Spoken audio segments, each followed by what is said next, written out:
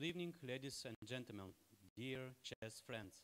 Welcome to Abu Dhabi Chess International Festival 2018. This year is the 25th edition with a lot of grandmaster playing. In the main tournament, the Masters, today is round 2 with very important games. On the board one, Richard Rapport from Hungary plays with Dinara Sadwakasova, a very young and talented grandmaster from Kazakhstan, ex-world champion under 20, and the games already started. In the other games, we have also some high-quality games. So a couple of words about yesterday's round. So on the first board, we have a big surprise. Young Indian talented FIDE master beat top-seeded Vietnamese Le Quang Lem. I hope today we'll have a young Indian in our studio to share some impressions, some analysis, some fresh ideas of that game. So Open Tournament is a full of stars. 52 grandmasters are playing from 4 different countries. 5 women grandmasters, 25 international masters, 6 women grandmasters, and 15 FIDE masters. So it's one of the strongest tournament in Asia and probably one of the strongest tournament in the world.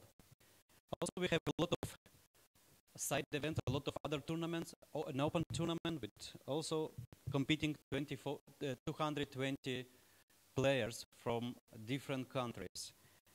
And of course, a junior tournament with 190 players. Today they had double rounds, and tomorrow too. On Friday, the day after tomorrow, there will be a free day in Masters tournament, but a lot of activities.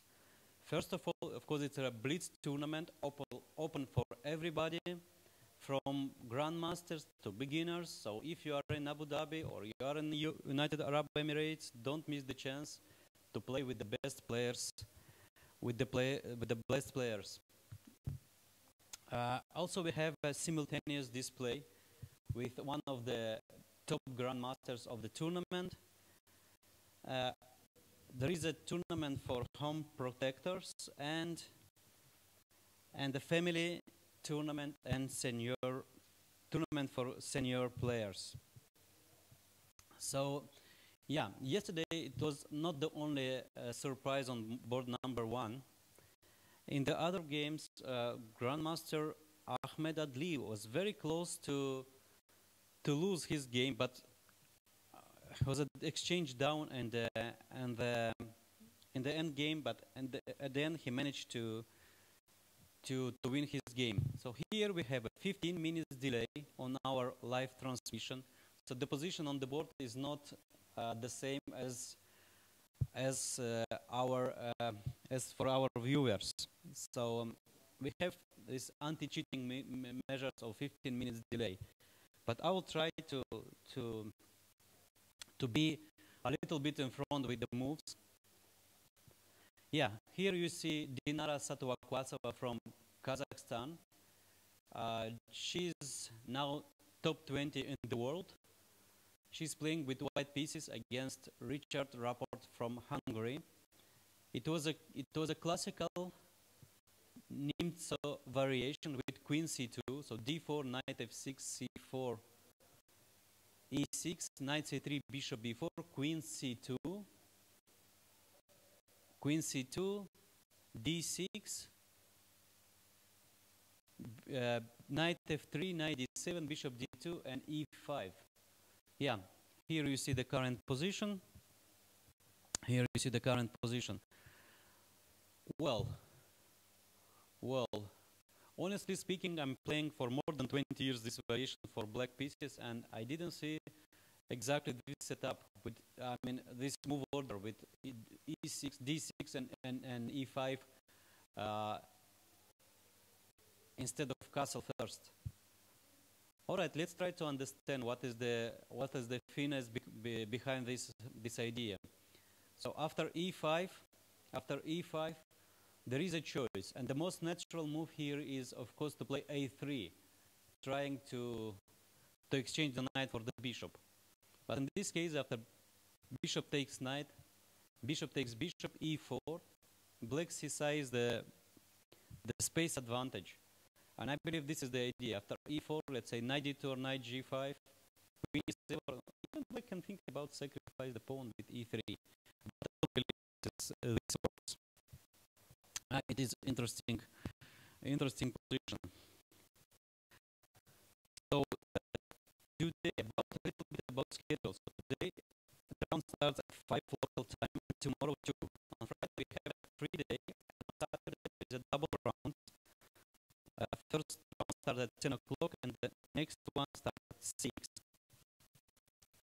The tournament this year is probably the highest prize fund in Asia, with $79,000 the prize fund, and 13,000 goes to the winner of Masters tournament. Yesterday, we saw Grandmaster Amin Bassem from Egypt, the winner of 2017 edition. Of course, he is ready to repeat the result this year too. We have a lot of special prizes in Master tournament, with category prizes, with women prizes, the best juniors, the best UAE players, and of course the best players from Dhabi Chess Club. So I'm Grandmaster Vioriel. Currently I'm coach here in Dhabi Chess Club, and a little bit about our club. So in the last 2 years, the club reached probably the best results ever, with Roda Al Serkal winning 2 times World Championship. So last year, 2017, the World Under-7 Girls Championship in Brazil, and this year, World School Championship Under-9 in Albania. This is the greatest achievement of Dhabi Chess Club, and I would say of UAE chess in general. Yeah, so this is the game from board number 2. Board number 2. It is Sicilian. Grandmaster Ceparina plays with white pieces. Yesterday I told that now he represents Georgia. Well, ex-Bulgarian Grandmaster 2-7. This is Sicilian Taimanov variation with move queen d3, knight c6, and knight takes c6. Alright, there is a choice to take by bishop, by queen, or even by pawn. Actually, I don't see anything against taking by pawn, followed by e5 or c5. But of course, taking by queen or by bishop it's like, let's say, classical approach to this variation. But after taking by bishop comes to e3, rook d1, and rook c1, and is everything about the idea knight to d5. Knight comes to d5. Typical, let's say, tactical idea. And if black takes on d5, c takes d5, seizing the initiative.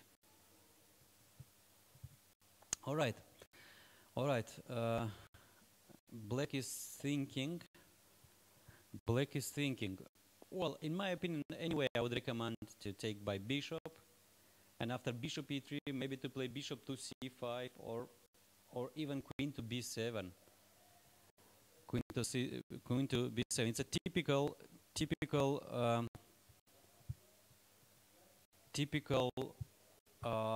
structure. Yeah, taking by bishop. Of course, this is the most natural continuation, and it's not. I don't believe it's a time to invent something new. All right. This is the board number 2. Bishop e3, playing instantly. Still, the players are on theoretical ground.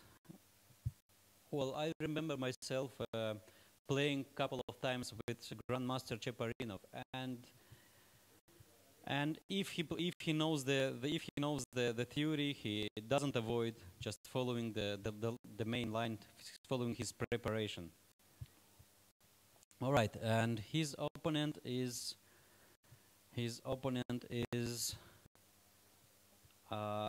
Grandmaster Kunte Abhijit from India. Well, as I know nowadays, he's a coach. He's coaching much more than a player. Much more than a player.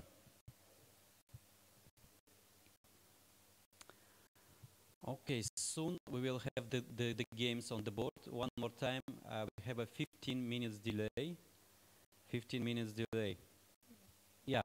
So once again about yesterday results. So no big surprise except the board number 1, where FIDE Master, just a FIDE Master, rated 2,348, beat Le Quang Lem from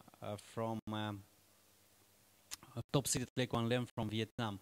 There is a couple of draws on board number 9. Indian Gustav made a draw with very experienced grandmaster from Russia, Sugirov Sanan. Yeah, we are again on board number 1. Wow. I think this game will be very sharp. Okay, no big surprise and Rapport's games. And after d takes e5, d takes e5, white castled long. White castled long. And of course, the threat is obvious. Let's say if black, yeah, probably white wants to play a3 to take the bishop's pair, the advantage of bishop's pair. Okay, and black of course can castle or maybe delay the castle with the move bishop c, with the move c6. With the move c6.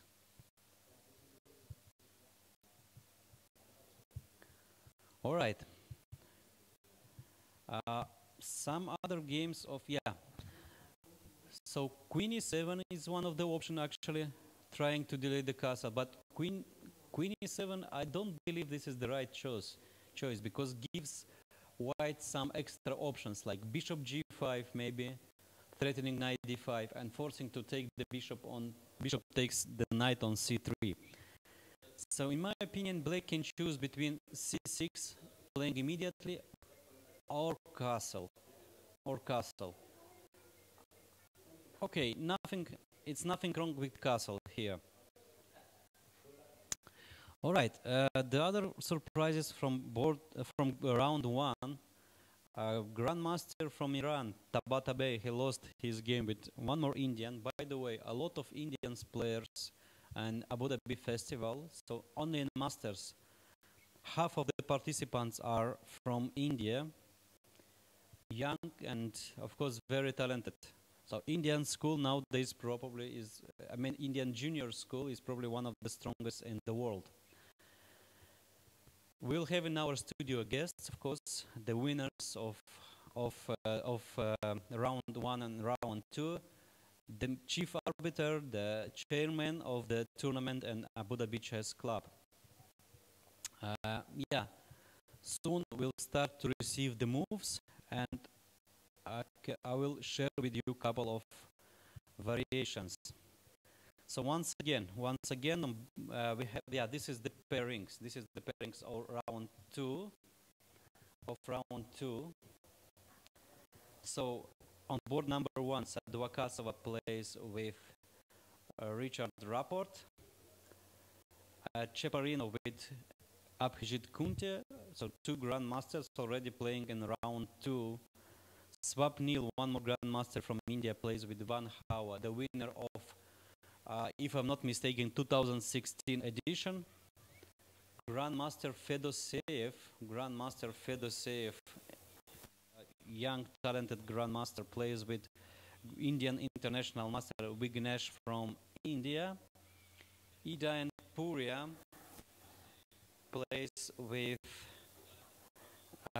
plays with Daniil Dubov, one more Russian strong grandmaster.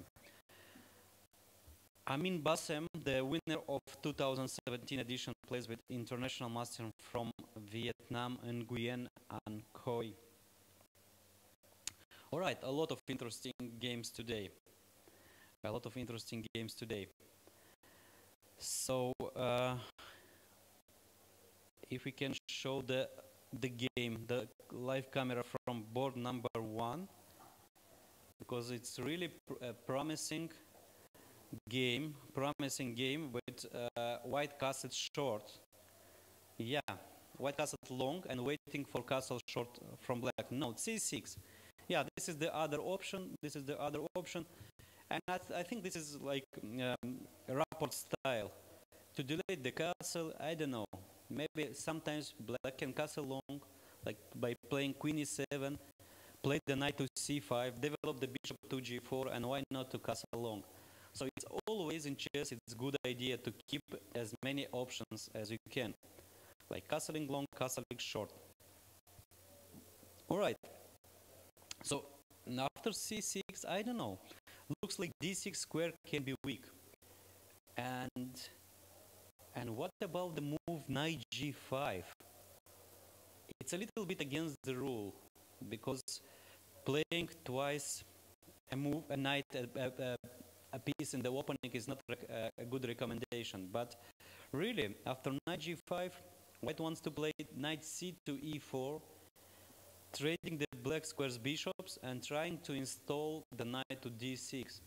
The knight on d6 will be really a nice outpost. Yeah, just yeah, it reminds me about yesterday's games of Le Quang Liem. So white knight on d6 was a really tremendous piece, protected by e5 and c5 pawn. Really a dream position for white pieces.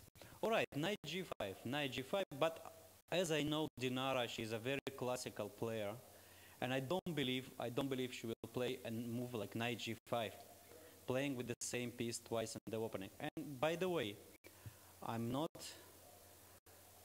that sure that this move is really good, that move is really strong. Okay, the normal move here is a3 or e3, just completing the development.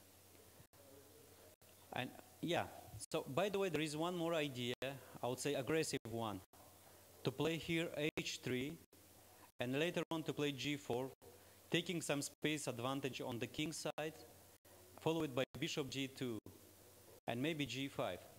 Yeah, there is a lot of interesting ideas.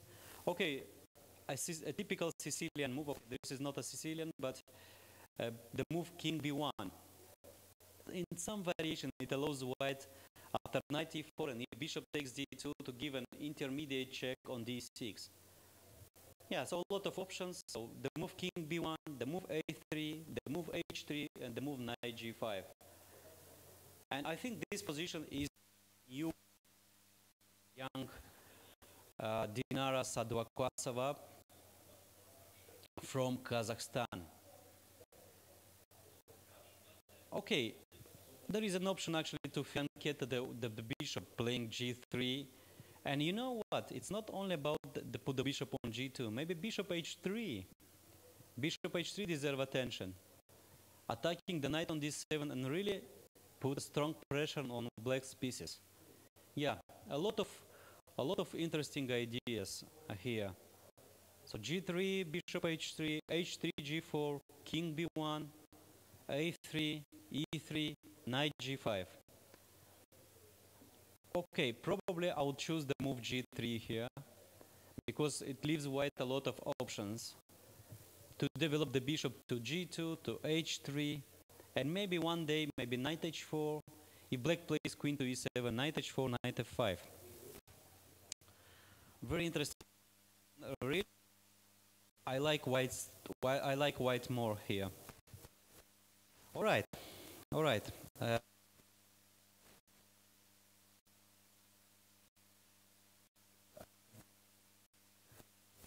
And we can follow the games even with a 15 minutes anti-cheating measures delay. So from the other games of round 2, I would like to mention the games of of Grandmaster Short, Nigel Short, a chess legend. He's playing on board number 9 with international master from India, Nitin.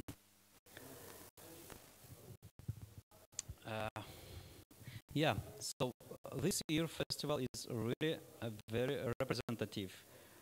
So we have Grandmaster from Brazil, Alexander Fier. Also Grandmasters from Iran, Maksudlu Parham. I'd like to mention him. He's only 17 years old. But this year he won already a couple of strong tournaments, including Sharjah Masters, a very strong tournament. This is board number 3. Black pieces against Swapnil, a grandmaster from India. All right, this is typical Nimzo Indian position with bishop b4 check, and on bishop d2 c5. As I remember, in the 70s and 80s, this pawn structure was introduced by legendary grandmaster Viktor Korchnoi. This idea looks a little bit strange, because it's once again it's against the well-known rules of positional play. So you shouldn't take with the pawn from the center to the side. But black gets a pawn majority on the king side, and all the pieces are on the good places. So black can develop the knight to a6, and later on play d6, e5. Black bishop on b7 is quite strong. I played myself this kind of structure, and okay, even I managed to beat such a strong grandmaster as Grandmaster Predrag Nikolic from Bosnia and Herzegovina. It was a long time ago, 10 years ago, at the Dresden Chess Olympiad 2008. All right, so still it's a positional play, and I think I will try to focus on mainly on first table, on first board, because really the game is promising to be a storm. H3, yeah, one of the plan I mentioned. H3, taking the G4 under control square and planning to play G4, Bishop G2, G5. All right, aggressive. White is an aggressive mood, playing H3 and G4 idea. Okay, let's try to find some good plans for black. So as I understand, Richard Rapport doesn't want to castle, and maybe actually it's a good idea. Let's try to develop the queen. Okay, queen e7 move. Queen e7 looks natural, and if knight h4, okay, black can just play g6, so nothing happens. So queen e7, g4, and here maybe just to play knight from d7 to c5 or to b6. Really, I don't know. Maybe looks a little bit I don't know, weird, the knight on b6, because the knight on b6 or g6 usually are not good pieces. But here the knight comes with tempo, followed by maybe bishop d7 and castle long. Or maybe, okay, knight c5 looks more natural. Knight to c5, and if g5, black can play the knight to h5. Yeah, nothing wrong with. Actually, black also can castle. I mean, queen e7, g4, and castle, and on to g5 to retreat the knight to e8. Actually, it allows white to take the space on the king side by playing h4, h5, and to start a direct attack against black's king. Yeah, really a lot of possibilities, and if, in my opinion, this position is absolutely new for the theory, and at least is equally unknown for both players. I don't believe it was a preparation from one of the side. Well, it's really hard to prepare against Richard Rapport because he plays everything. He's very original in his opening choice. He plays sometimes as white with G3, B3 on the first move and G4 sometimes the plan. With black pieces sometimes he used the move to G5, G7, G5. Yeah, that's the lot of interesting games today. All right, so back to this is the game on board number 1. So Queen E7 will be in a Rapport style, just to delay the castle, and maybe who knows, maybe black can play the move E4, E5, E4. So for instance, after Queen E7, G4, E4. Dinara Sadwakasova is leading Kazakh player. She's almost 2.5 rating, 2.495. She scored a couple of men grandmaster norms. So soon, I believe she will be a man grandmaster. It's a really high title for a woman. Not so many players in the world took this title. And just less than 1 month, less than 2 months, there will be a World Chess Olympiad in Georgia, Batumi, and she will play, of course, board number 1. Yeah, here we have a view of the playing hall, and here is the board number 4. Board number 4, Grandmaster Fedosier with white pieces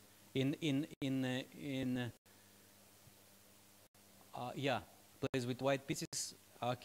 From this angle I can see this is a classical queen's gambit. He plays with international master Vignesh, but everybody knows how dangerous are Indian players. Just yesterday, top-seeded lost. This is the classical queen's gambit. Well, a surprising opening choice from Fedosier, because as I know, he's really one very original player. Usually he tries to avoid the main lines, but not this time, not this time. All right. Well, as I understand this opening, there is no real problems for black. Next move, black will play b5, or if white plays a4, black can play b6, followed by bishop b7. Yeah, I see any real problems, except maybe white can jump with the knight to e5. Black can jump with the knight to e5, and black cannot play b5 because of knight c6.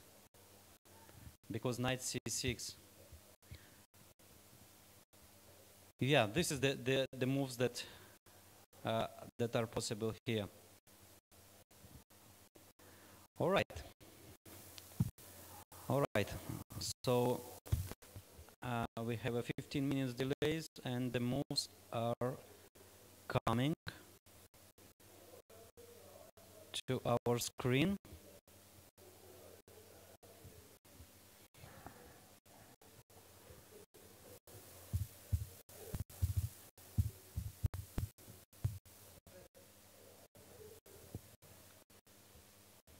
So a4 is the move here to play, or actually, I don't know, b4.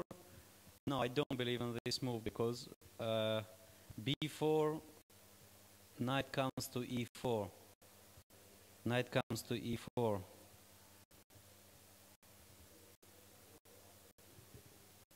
Okay, this is the current position. This is the current position.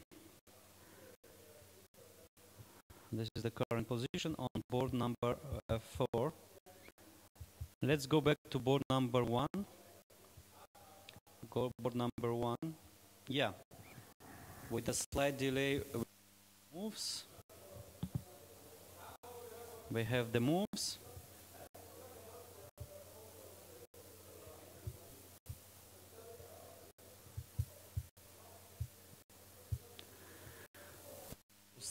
Queen is, as I said, black played queen e7.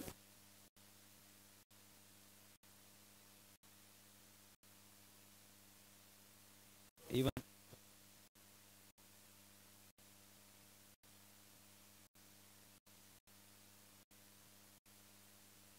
so, yeah, this is the game of Grandmaster Vladimir Fedoseev from board number 4.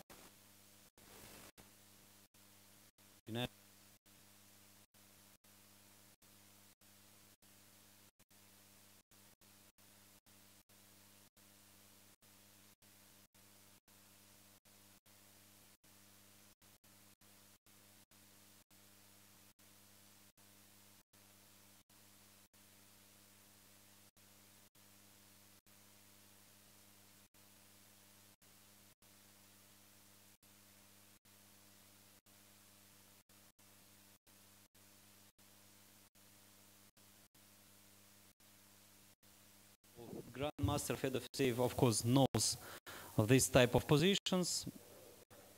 And for black pieces, there is a maneuver here that, okay, knight d7, any knight to d7, knight f to d7, or knight c to d7 are the moves to play. But also there is a move like queen e8.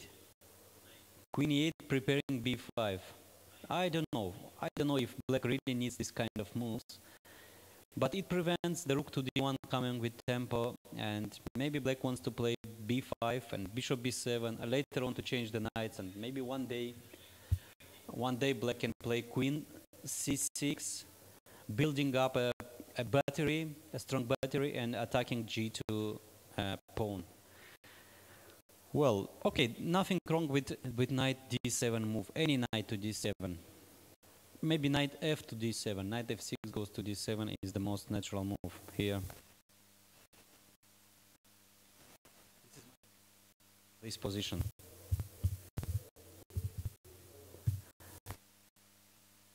So once again, let's see if there is moves on board number 1. Board number 1. Yes. After 7, Dinara is still thinking. She's still thinking. It's the most natural thing in chess. If you played h3, the next move is g4. I mean, otherwise, I don't think h3 was played with the idea just to stop the move knight g4. So yeah, so g4 is the move. I don't know if there is any other options here. Okay, king b1 is always an option move. Is an option here. e3 maybe to prevent e4 and e3. Yeah, actually, yeah, g4, of course. Dinara is listening to my advice and is playing g4. So let's try to calculate a little bit the consequences of the move e4 here. So e4. Well, e4. Can we take knight takes e4? Knight takes e4, or I am blundering something. So e4, knight takes e4 there. Knight takes e4. Interesting idea. E4, knight takes e4, and if knight takes e4, bishop takes b4, queen takes b4, queen takes e4, winning at least a pawn and check. Yeah, maybe actually the move e4 is just a blunder. So there is no e4 move. Right, of course, black can choose here to play knight to c5 or knight to b6. I don't know which move to prefer here. I would prefer here knight b6. I don't know. Even it looks like a little bit weird, but at least black wants to complete the development with bishop d7 and cuts along. In my opinion, white got a slight edge after the opening, but of course the position is very sharp and still unclear Unclear. All right. So let's go to other games. So board number two. Abhijit Kunte plays with black pieces against Ivan Cheparinov from Bulgaria. I'm sorry, he was playing for Bulgaria a long time, but now he changed the federation. Now he's playing for Georgia.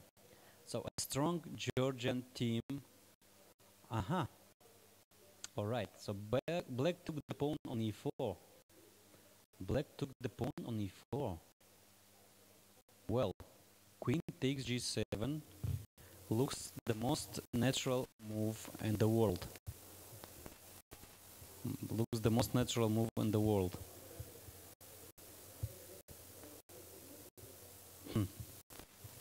And I don't know. Probably black will castle here, and followed by rook g8. And if white takes on f7, rook f8, rook g8. A very interesting idea. Really very interesting. Yeah. Yeah, that's really very interesting idea. And white is playing, black is playing very sharply. Yeah, this is the position on the board. This is the current position. Actually, this is with a couple of minutes delay.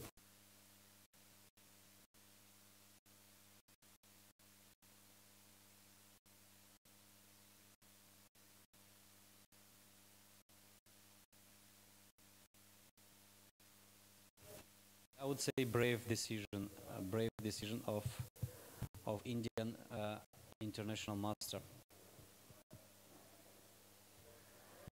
Yeah, from this camera we can see clearly the current position on the board. All right. So it's still not time to make some conclusion. No, queen d4. Probably it was too dangerous to take the pawn. And now white maybe wants to take the other pawn, the pawn b6.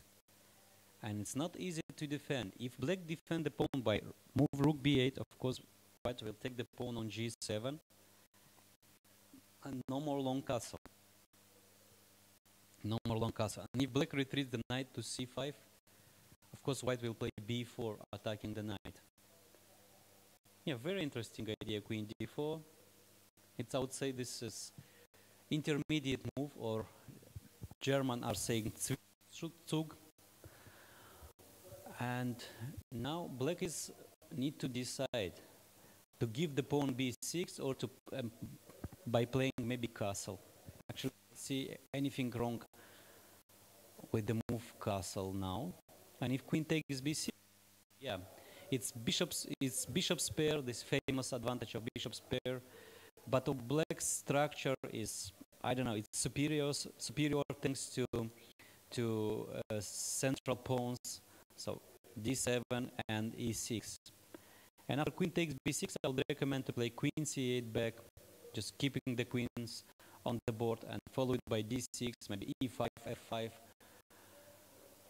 moving all the pieces, all the pawns on the king side. I don't know. I would recommend really black just to castle and to play this.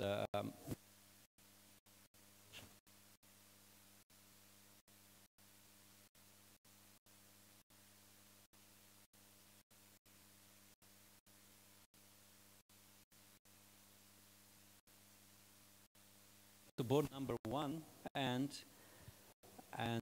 Richard Rapport played the move knight to c5. Knight to c5. This is more natural than my recommendation, knight to b6. The knight to b6. Okay, so in some moment black can take on c3 and place knight e4. For instance, if white pushed the pawn to g5, black can capture first on on c3, bishop takes c3. So there is no intermediate move g takes f6 because bishop takes d2. We check, winning a pawn. So sorry, a piece. So after g5, bishop takes c3, bishop takes c3, knight f to e4, attacking the g5 pawn, the f2 pawn, and the bishop on e3, and the bishop on c3. Still the position is unclear. White can play bishop takes e4. I'll try to this variation on my screen, but a little bit later. So let's move back to board number 3.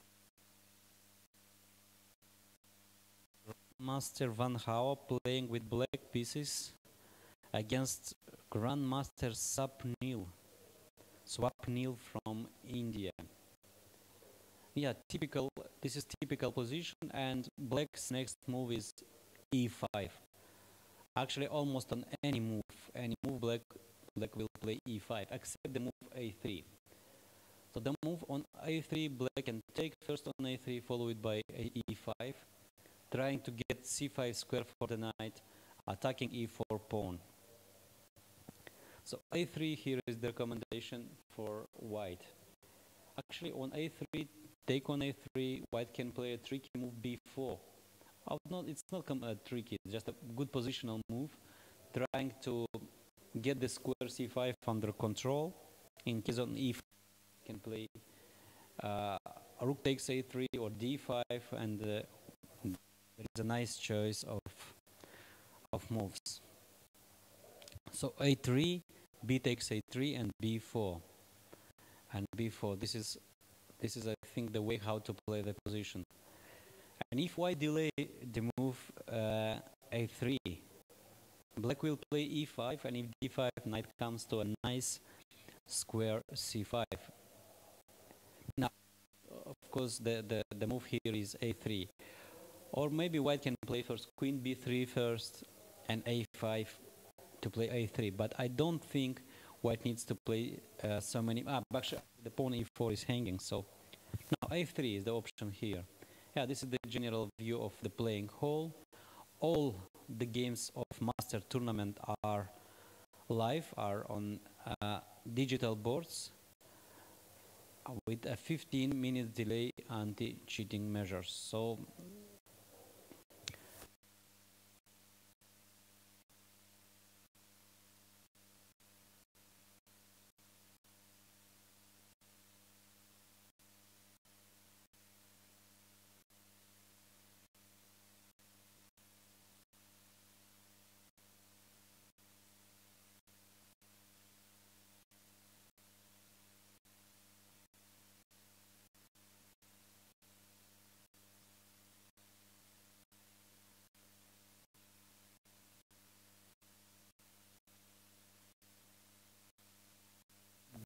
for Grandmaster Fedoseev, Vladimir, yeah, he did play knight e5, and now black is still thinking.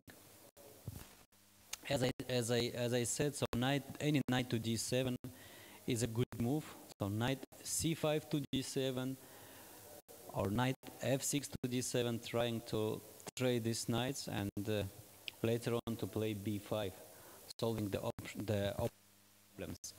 And the after option is the move queen e8, a little bit, well, I don't know, I would say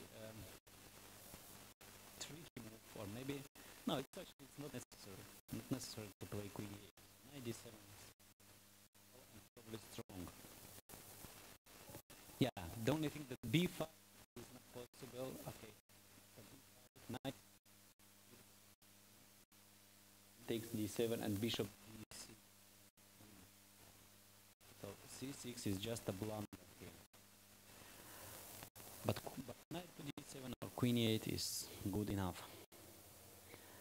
All right, so let's go to board number. Maybe we can see another games from the playing hall. Grandmaster Amin Bassem, board number 6. Board number 6, the winner of last edition, 2017 edition of Abu Dhabi Chess Master, the first African and Arab player who reached the level of 2,700. So a super grandmaster level rating. Really very impressive. Yeah, this is the view of the playing hall. So the open tournament will start at 6 o'clock, so after 10 minutes, with a lot of players from all over the world. 40 countries are participating in this event. So Grandmaster Van Hao from China. Yeah, this is the game of Grandmaster Amin Bassem. He plays with white pieces against International Master Nguyen from Vietnam. Actually, there is a lot of players with the name of Nguyen, and even there is two grandmasters. One of the grandmaster is rated 2, so second player in Vietnam after Le Quang Lem. And there is one more grandmaster rated 2,515. All right. So this is the playing hall. This is the playing hall, and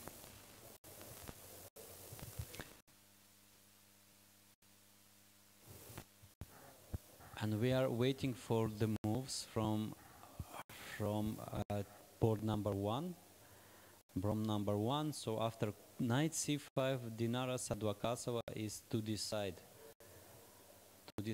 what to do, or to play a move like king b1, or to develop the bishop to g2, or maybe to start immediately to play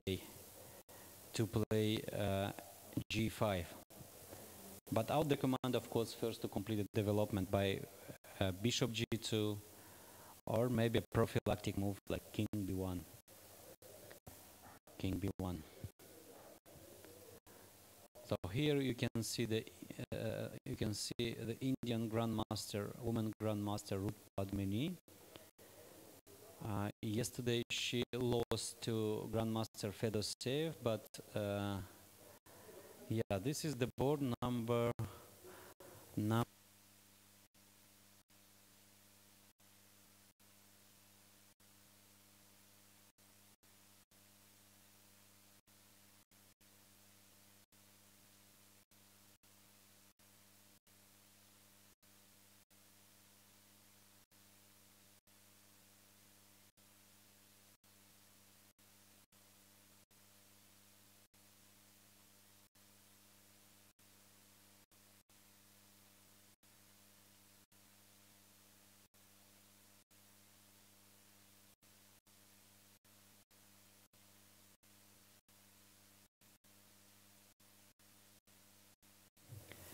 It was a Scotch defense. We can recognize this this setup by structure. So the pawn is on f5, and the bishop is fianchetto on g7. And white played the very aggressive setup with bishop a4 and h4. Actually, nowadays white use this idea in Dutch defense, also in so-called London system. All right, so it's a very sharp position here, white to play. So d5 pawn is under attack, and to me the only move looks like white is forced to take on e6, d takes e6, bishop takes e6, bishop takes e6, queen takes e6, the a2 pawn is hanging, and I think that black is just better. Black is just better. Board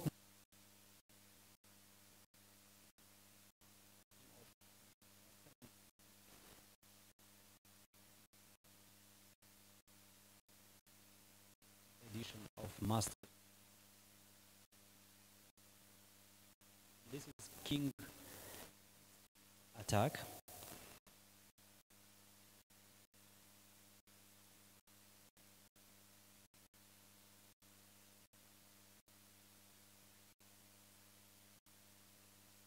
c4 protected passed pawn.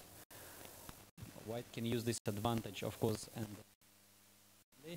here in the middle game, everything is unclear. So White's idea is typical to play knight to h, knight to g4, later on h5, and maybe h6. Sometimes White can sacrifice the knight or the bishop on h6, creating some dangerous threats on the king's side. Also, White can play positionally to maneuver the knight from f1 to f3, like knight h2, knight f3, attacking d4 pawn, followed by bishop g5, and taking some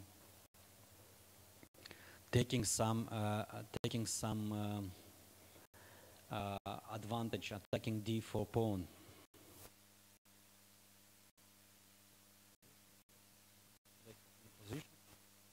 This is the current position.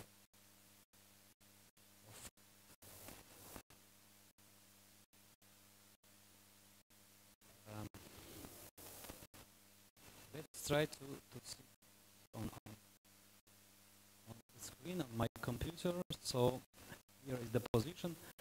We have the position of one. Let's move one.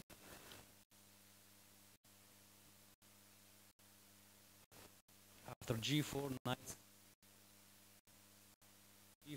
c5. Yeah. After g4, knight c5, and here there is options for White. I don't know. I would recommend to play just bishop g2 here. Bishop g2.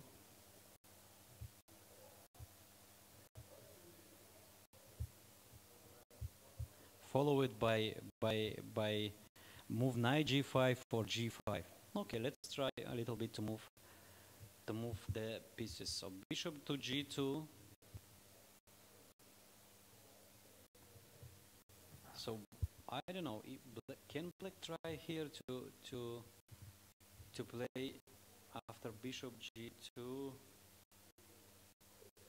After bishop g2, the move knight e6. A tricky move, and White obviously cannot take the pawn on d4, on e5, because knight comes to d4. Well, actually now I'm not 100% sure that White cannot play this move. So let's say queen to d3, or queen to a4, queen d3, queen takes e5, is a temporary piece sacrifice, and f4. And f4 here, and White win the piece back. White win the piece back, and initiative is really quite strong here. Yeah, it's very interesting. Very interesting. So White, yeah, very interesting. So White played after knight c5. White played a3. After White played a3. White played e3. Black played a5 and White played a3. Yeah, this is the current position. I don't know. I'm not that sure that White wants to take the bishop. Okay, let's make just a castle. And if pawn takes bishop, I don't know. I would say that there is very dangerous attack here. Even the compensation maybe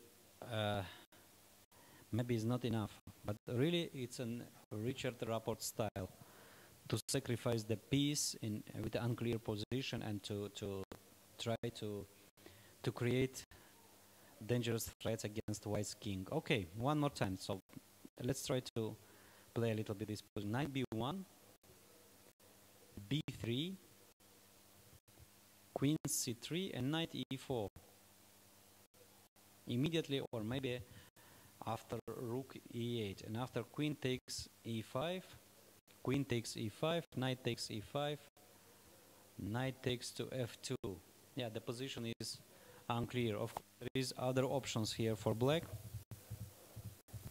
But sacrificing the position is the piece is really in the spirit of the position. So a3, white played a3, but I don't believe this is really a threat, taking the bishop on b4. So I would recommend here just to make a castle. All right, let's move to board number 2. Let's move to board number 2. Grandmaster Cheparinov plays board number 2. Grandmaster Cheparinov, yeah, no, black didn't follow my advice, so queen d4, yes, castle. And after queen takes b6, instead of playing queen c8, this was my recommendation, I don't know.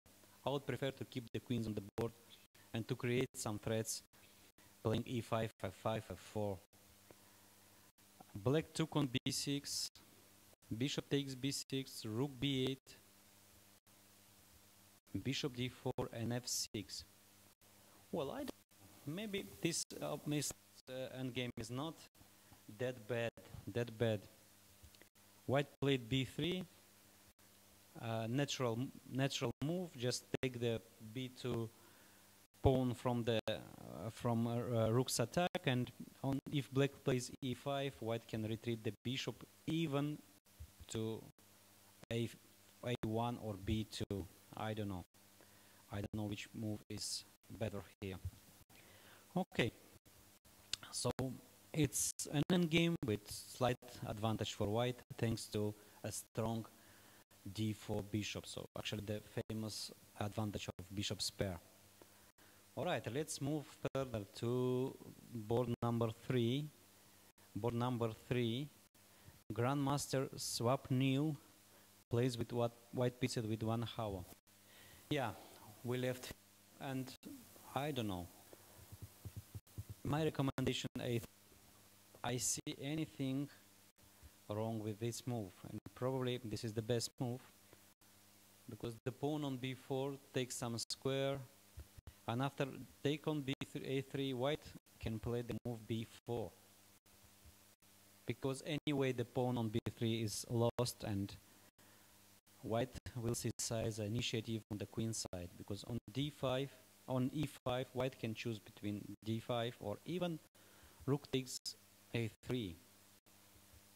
Pawn takes pawn on d4, knight takes d4, knight e5, but this is nothing because of the natural move.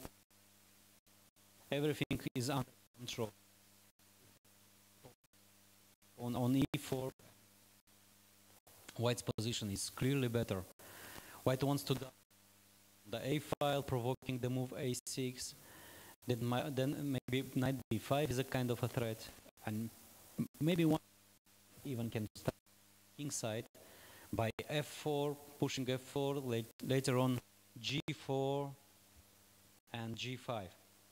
Yeah, definitely black didn't solve all the problems here. So a3 is the move, and if takes b4. This is my recommendation, and I believe Indian Grandmaster Swapnil is slightly better here. But of course nothing special. Let's move to board number 4. Grandmaster Vladimir Fedoseev plays with International Master Vignesh from India. Yeah, the position is after knight e5.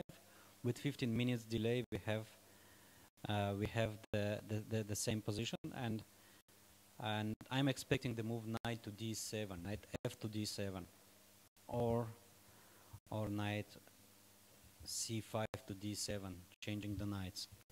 Or, by the way, queen e8. It was my recommendation. I don't believe this move is so bad.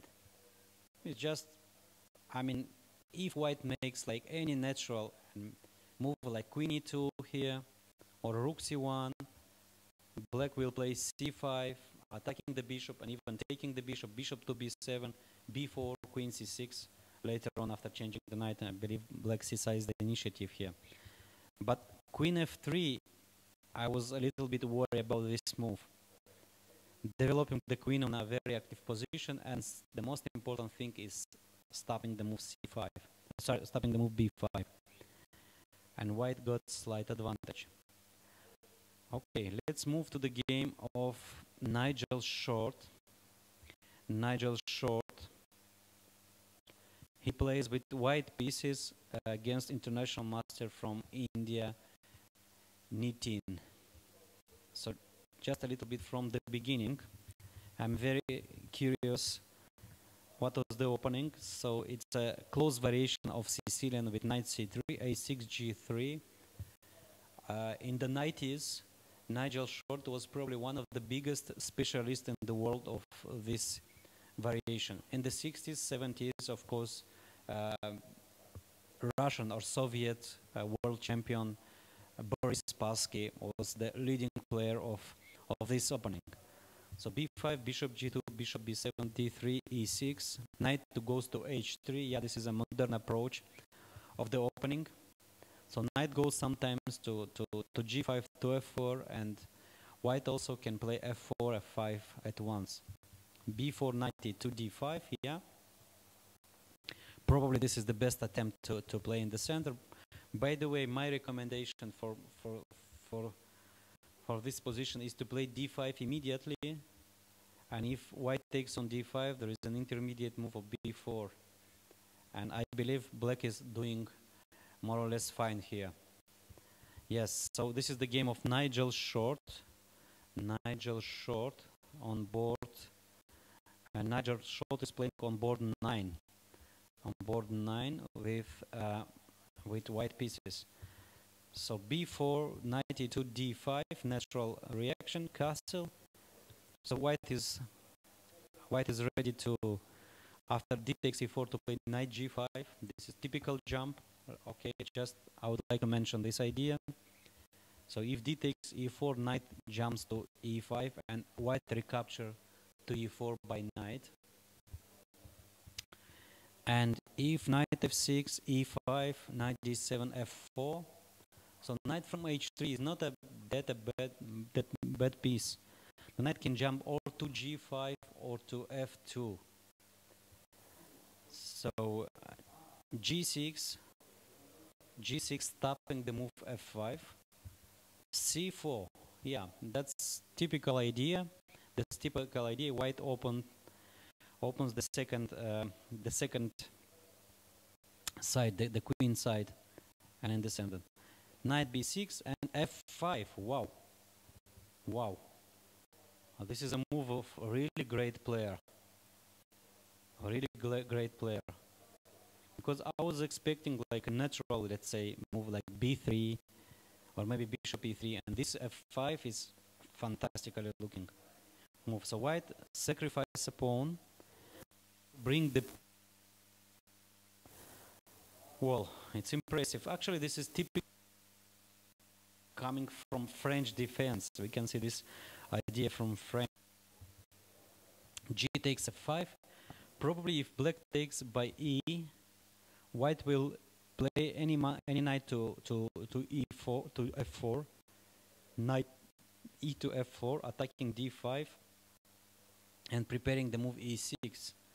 Yeah, very strong initiative. Very strong initiative. So G takes f5 and goes to f4. It is a really strong piece with double idea, or to put more pressure on d5 pawn by playing queen f3, or the other idea is to play knight h5, knight comes to f6, or the other knight comes to f4, knight to g4. And sometimes even white can play the move g4, yeah? Opening the f5. Really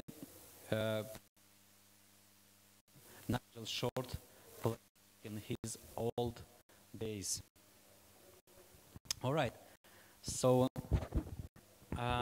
after 1 hour of play, we can make some conclusions. But first of all, I would like to go to UAE players. First of all, Grandmaster Salem plays today with black pieces against only a candidate master, Indian, of course, candidate master, Kulkarni. And this is the current position. This is the current position, and well, it's a typical Carlsbad structure, but probably from Nimzo Indian opening. And okay, it's absolutely no problems for black, because usually we see the knight on f3 and the bishop on g5, but this time the bishop is on d2 and knight on f4. Yeah, my I don't know. I would prefer black here. All right, black here, and the other UAE player, international master Omar Nouman plays with white pieces on board 28 against Grandmaster Debashis Das from India, and it's a typical hedgehog position. And I don't know, I would say that the position is about equal. It's about equal. Black succeeded to change some minor pieces, especially black squares bishops and the pair of knights. Yeah, the position is about equal. All right. So one more time, let's see, before going for a short break, let's see the board number one, because number one with a very sharp position after move a3, a5. Yeah, and black just castled short. Following my advice, actually it's natural move, and really the bishop is untouchable. I don't believe white needs to take this bishop. I don't believe. It's better to complete the development by playing bishop to g2 or bishop to e2, and not to take the bishop. Otherwise, really, there will be a very strong attack. So we are going now for a short break. So stay with us. In a couple of minutes, we'll continue our live coverage from here, from Abu Dhabi Masters Tournament 2018.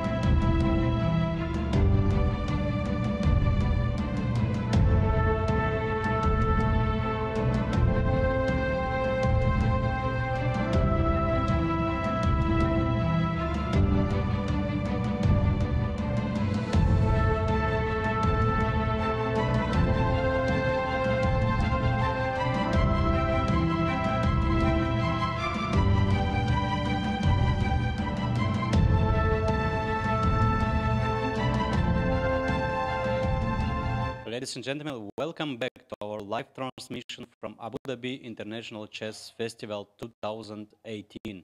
This year is 25th edition of the tournament, and we'll stay connected with Master Tournament with a lot of interesting and high quality games with 5 Grandmaster over 2700 rating.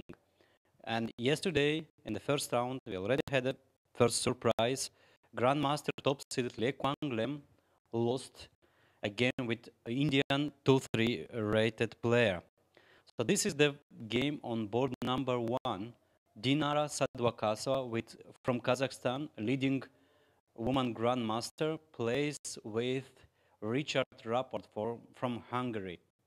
A very sharp position. And after A3, after the move A3, Black just ignored the threat of losing the bishop and played castle. And of course, White didn't take the bishop as I recommended, because really to open the A file, it's really very dangerous. So King B1, a prophylactic move, and Black played B5. So no moves back. No moves back. Really great idea. Really fantastic idea. Okay, Grandmaster Rapport is really famous for this kind of play. Let's try to understand what's going on the board. So after b5, okay, taking the bishop is still bad, because after a takes b4, there is a lot of threats. The knight on c3, Black wants to play b3, and also the queen comes to a7. And Black's attack is irresistible. Yeah. So instead of taking bishop, let's try to take the pawn. So c takes pawn to b5, and I believe Black's idea is to play just bishop e6. Bishop e6. Trying to play bishop to b3, bringing the rook to b8 or to c8. I don't know. I'll prefer here clearly Black, because Black is attacking. Yeah, something White did wrong in this game. So playing with h3, g4, it was probably too slow. And the move a3, really, it was a classical idea in chess called hook. Well, it's not about boxing, it's about chess, but still there is a hook in chess where White, the pawn on e3 is a hook, and Black used this idea for advancing the pawns on the king side and to open the position. I don't know really after move b5. Okay, let's try to not to panic and to play some natural moves. So first of all, the move g5, attacking the knight. Okay. So famous Rapport style, no moves back, but really maybe it's not this time. Not this time, because really I don't see any intermediate moves here for Black. Actually, I don't know if the knight is really under attack. Because for instance, I don't know. Okay, let's play just a development move. I don't know if this one is the best one. Let bishop e6. Looks completely crazy. Giving up the second piece. Taking on f6. Queen takes f6. Now the knight on f3 is under attack. White create a dangerous threat of bishop f5, pinning the queen and king. And still the bishop on b4 is untouchable. Wow. I don't know. Of course, this is not the way how to play, because sacrificing 2 pieces is too much in my opinion. But still, it's a interesting idea. Okay, one more time. So g5, yeah, g5. Let's see if there is other options, like more natural ideas. Huh. Oh yeah. I think Black can simply take on c3, and if White takes the knight, intermediate move, Black just take on f3 and f6, And white cannot capture back on c3 by bishop because of bishop f5. Same idea, pinning the queen. Yeah, bishop takes c3 looks like interesting idea. So white cannot take on f6 because queen f6, and at least black takes back the knight on f3. And I don't know. So after bishop takes c3, white is forced to take back by bishop. Bishop takes c3, and here black can choose or knight e4. That will be once again typical Richard Rapport style. No moves back. Followed by bishop f5. By the way, b4 is a typical pawn sacrifice. Wow. Really I like black's position here. Yeah, no moves back, no moves back.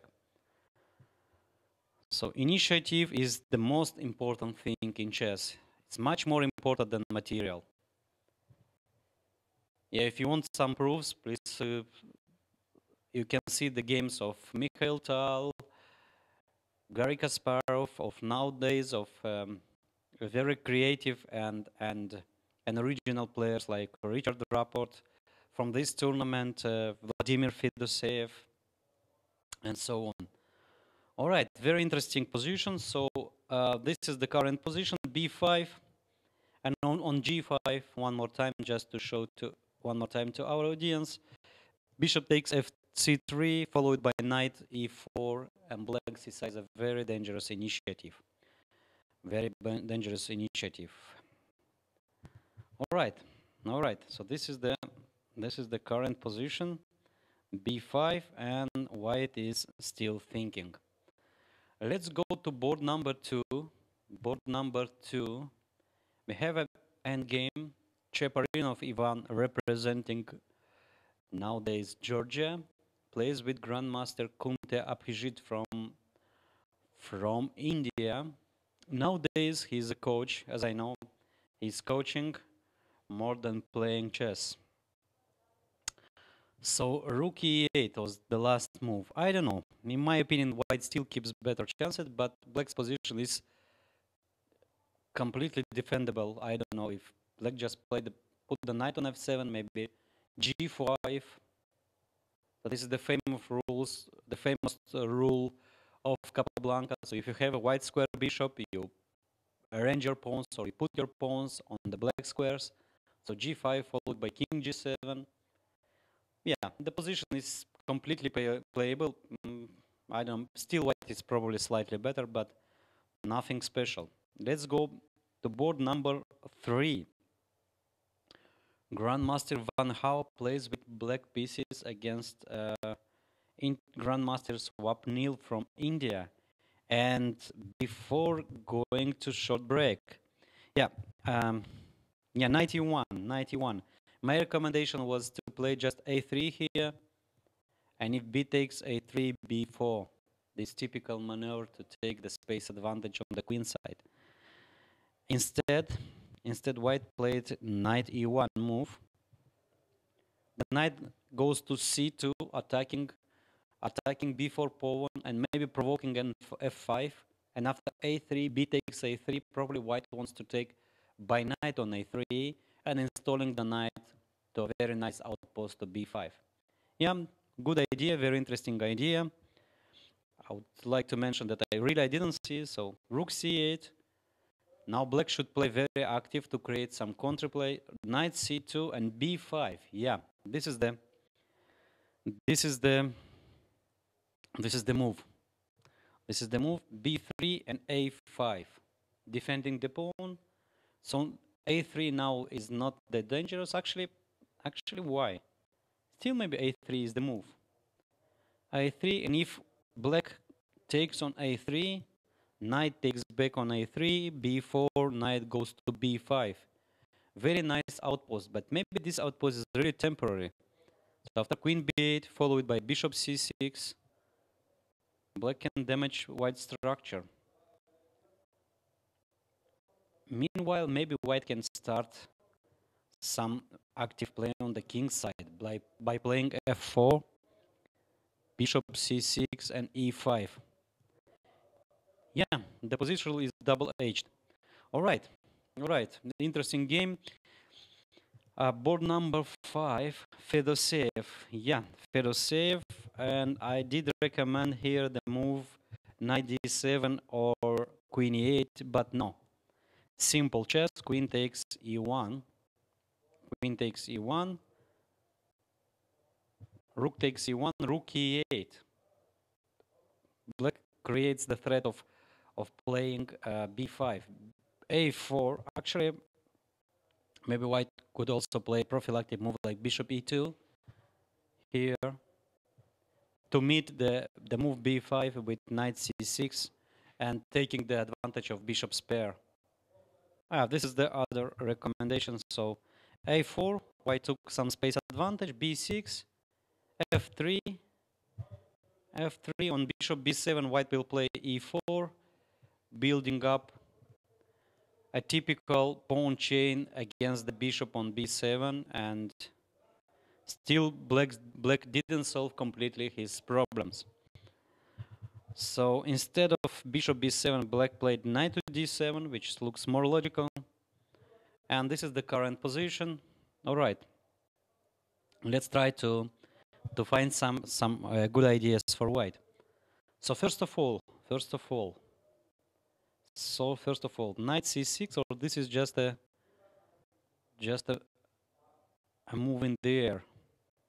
Bishop f8, most probably because bishop c5, white will play b4, attacking the bishop and winning a tempo. No, of course not bishop c5. Bishop f8 is a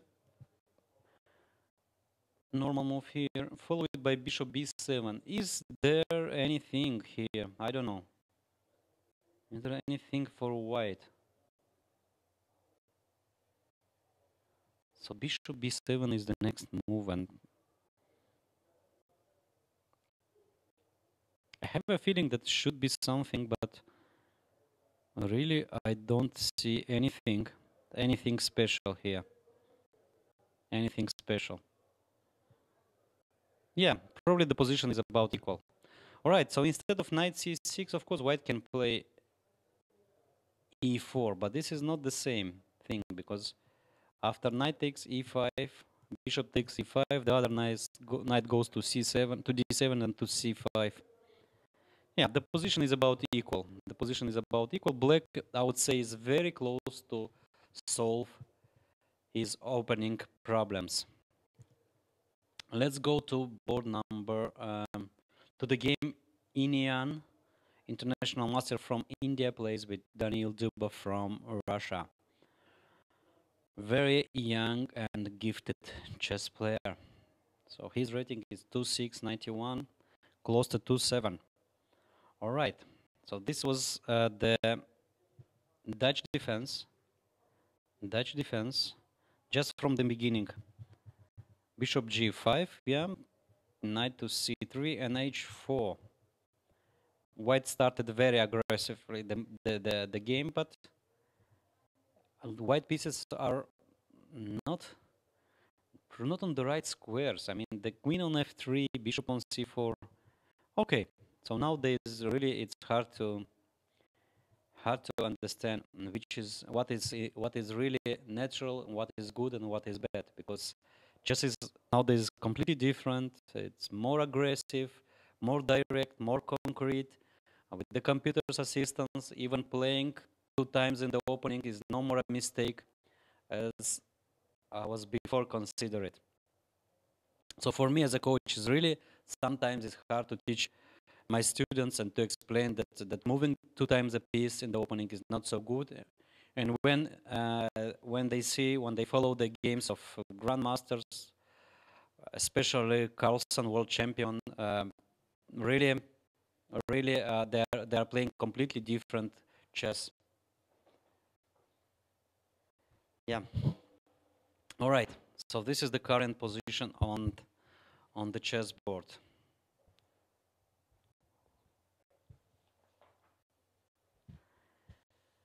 Yeah, we have a guest in our studio. Yeah, this is the game. This is Nigel Short, chess legend. By the way, I wanted to see the game because really he plays today very sharply, sacrificing the pawns and getting a very nice attacking prospects. Yeah, so this is the position, and white won the pawn back and keeping the good attacking chances on the king side. So knight f4 is the last move. Probably white can follow. White can play f4. Vladimir Akopyan, the runner-up of 1999 World Championship. He lost to Alexander Khalifman in the final. A strong grandmaster from Armenia.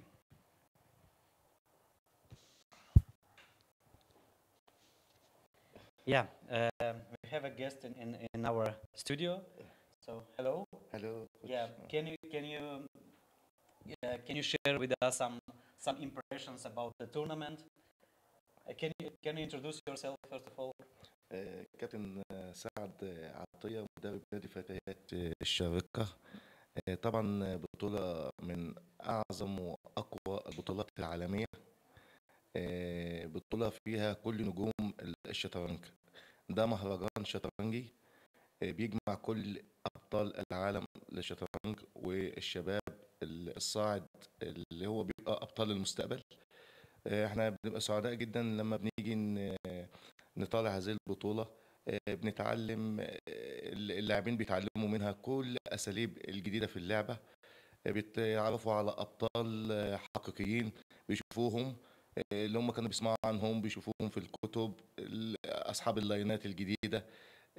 بصراحة بطولة مهرجان. بنشكر أبوظبي والقائمين على هذه البطولة.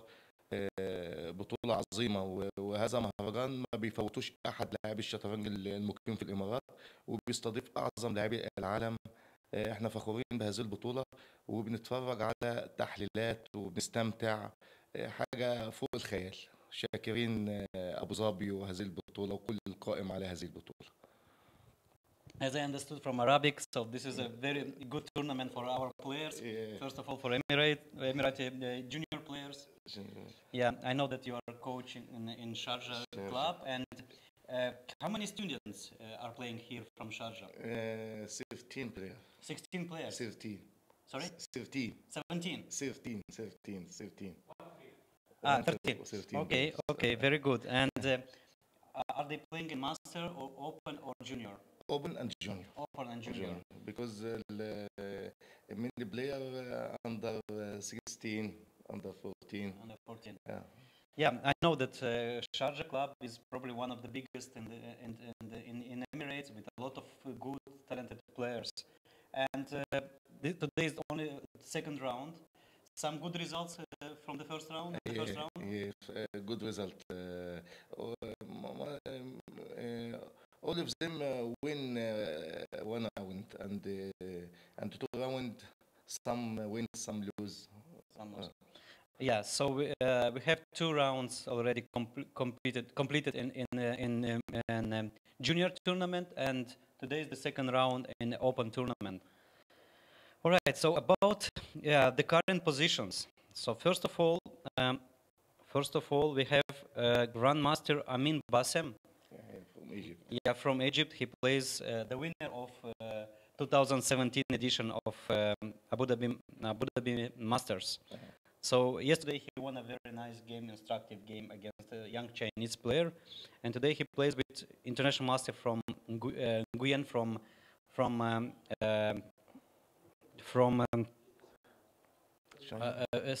Vietnam. Sorry. Vietnam. Yeah, and this is the current position. What do you think? What do you think of this position? So Black's last move is A4. A4.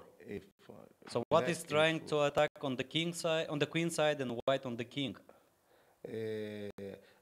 I see file H5. Yeah, H file open. Open. And the king is on H8. No piece. Yeah. So defends the king. How to give mate? Maybe bishop F3, king G2, rook G1, and give mate. Yes. Yes. Yes. Simple attacking chance. Yeah, actually I don't see any clear counterplay yeah, for black. yeah. Maybe black can play knight to Because d7. the center close. Yeah. It's closed, yes. Yeah. And if knight d7, maybe white just can ignore Attacking the pawn pawn e5. Maybe just can ignore. yeah. I don't know. Looks risky. Yeah? Yeah, and the queen f4 if take. Yes, if take queen Queen f4, this was f4. my idea, but Idea. and the queen on c7 is Yeah. undefended. Defend But instead of taking on e5, maybe black can take on c4 first, yeah. and after knight e5 and taking on f3. I don't know. Yeah. But anyway, this is Anyway, king. It's about king. Yeah, about the Let's king. sacrifice everything. No piece at defense of the king. Yes, and if knight takes e4, knight takes e5, there is, I don't know, rook h7 doesn't work, yeah? Yeah, so yeah, the current position is different. Yeah, Different. So he didn't play king g2. Why didn't play king g2? Why didn't play king g2? And white, what did white do? Okay, let's try to after the move a4. White played knight f3. Yeah. Knight f3, taking on b3, taking on b3, taking on c4, dc4, and bishop takes f3. So I mean, Basse preferred positionally to play, yeah? Still probably white is better. Yes. Good bishop and maybe transfer to e4. Let's try. Bishop takes f3. And it transfer to e4. Rook is under attack. Rook under attack. King g2, h1. Rook Bishop h1. e4. Attacking. Good. Yeah. So it's a nice attacking prospect. Let's see the game of Grandmaster Salem. Yesterday he missed a win. He missed a win in time trouble. He could win in couple of moves instead of bishop h6, bishop f6. And today he plays with black pieces. With black pieces against one more Indian player. One more Indian player. This is the current position. Well, a couple of minutes. Yeah, this is the current position, and he started to play very aggressively. Looks like the position is normal. Yeah, from let's say Carlsbad structure, nothing. And g5, rook d1 and g5. G5, aggressive. Knight e2 and g4. Once again using the hook on h3. Actually, it's quite logical. All black pieces are concentrated on the king side. Both bishop d6, bishop d7. Yes, both rooks and yeah, h takes g4. White played and knight takes g4. Knight takes g4. White played knight. What did white play here? The other knight is on g6. Yeah, we have 15 minutes delay on our transmission, so from this angle we can't really see. Yeah, white played knight f4 back, knight g6, and knight c to e2. So white is trying to close the very dangerous diagonal b8 h2. How to continue? What do you think, Captain? Yeah. It's a good position, good to attacking the king, white king, and use the two diagonal bishop, bishop d6, bishop d7, double rocks.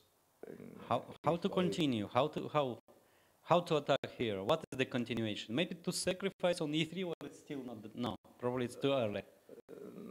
Not now. Not now. Not now. Not now. But prepare this. How to prepare? What are the preparations move? What do you think? Maybe king h8 or rook g8? Use this file. Yes.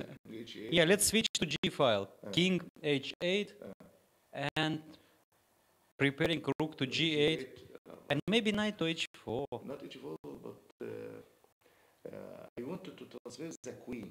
The queen, yeah. The queen to h4. h4, yeah. Or h6. h4, mat in h7.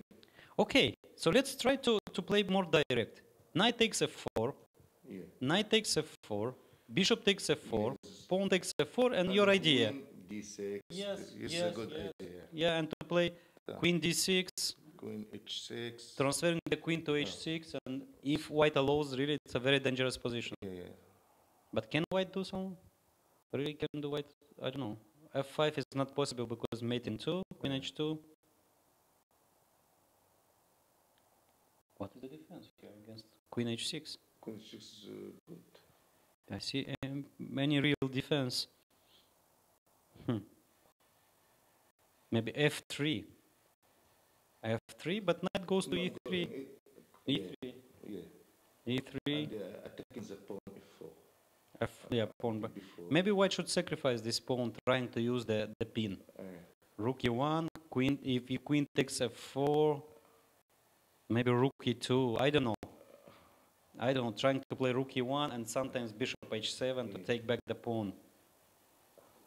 And yeah. What do you think, Captain? What is the situation? What is the current? Maybe in this position, knight c4. Knight c4. The queen is hanging. Queen take d4. Queen takes d4.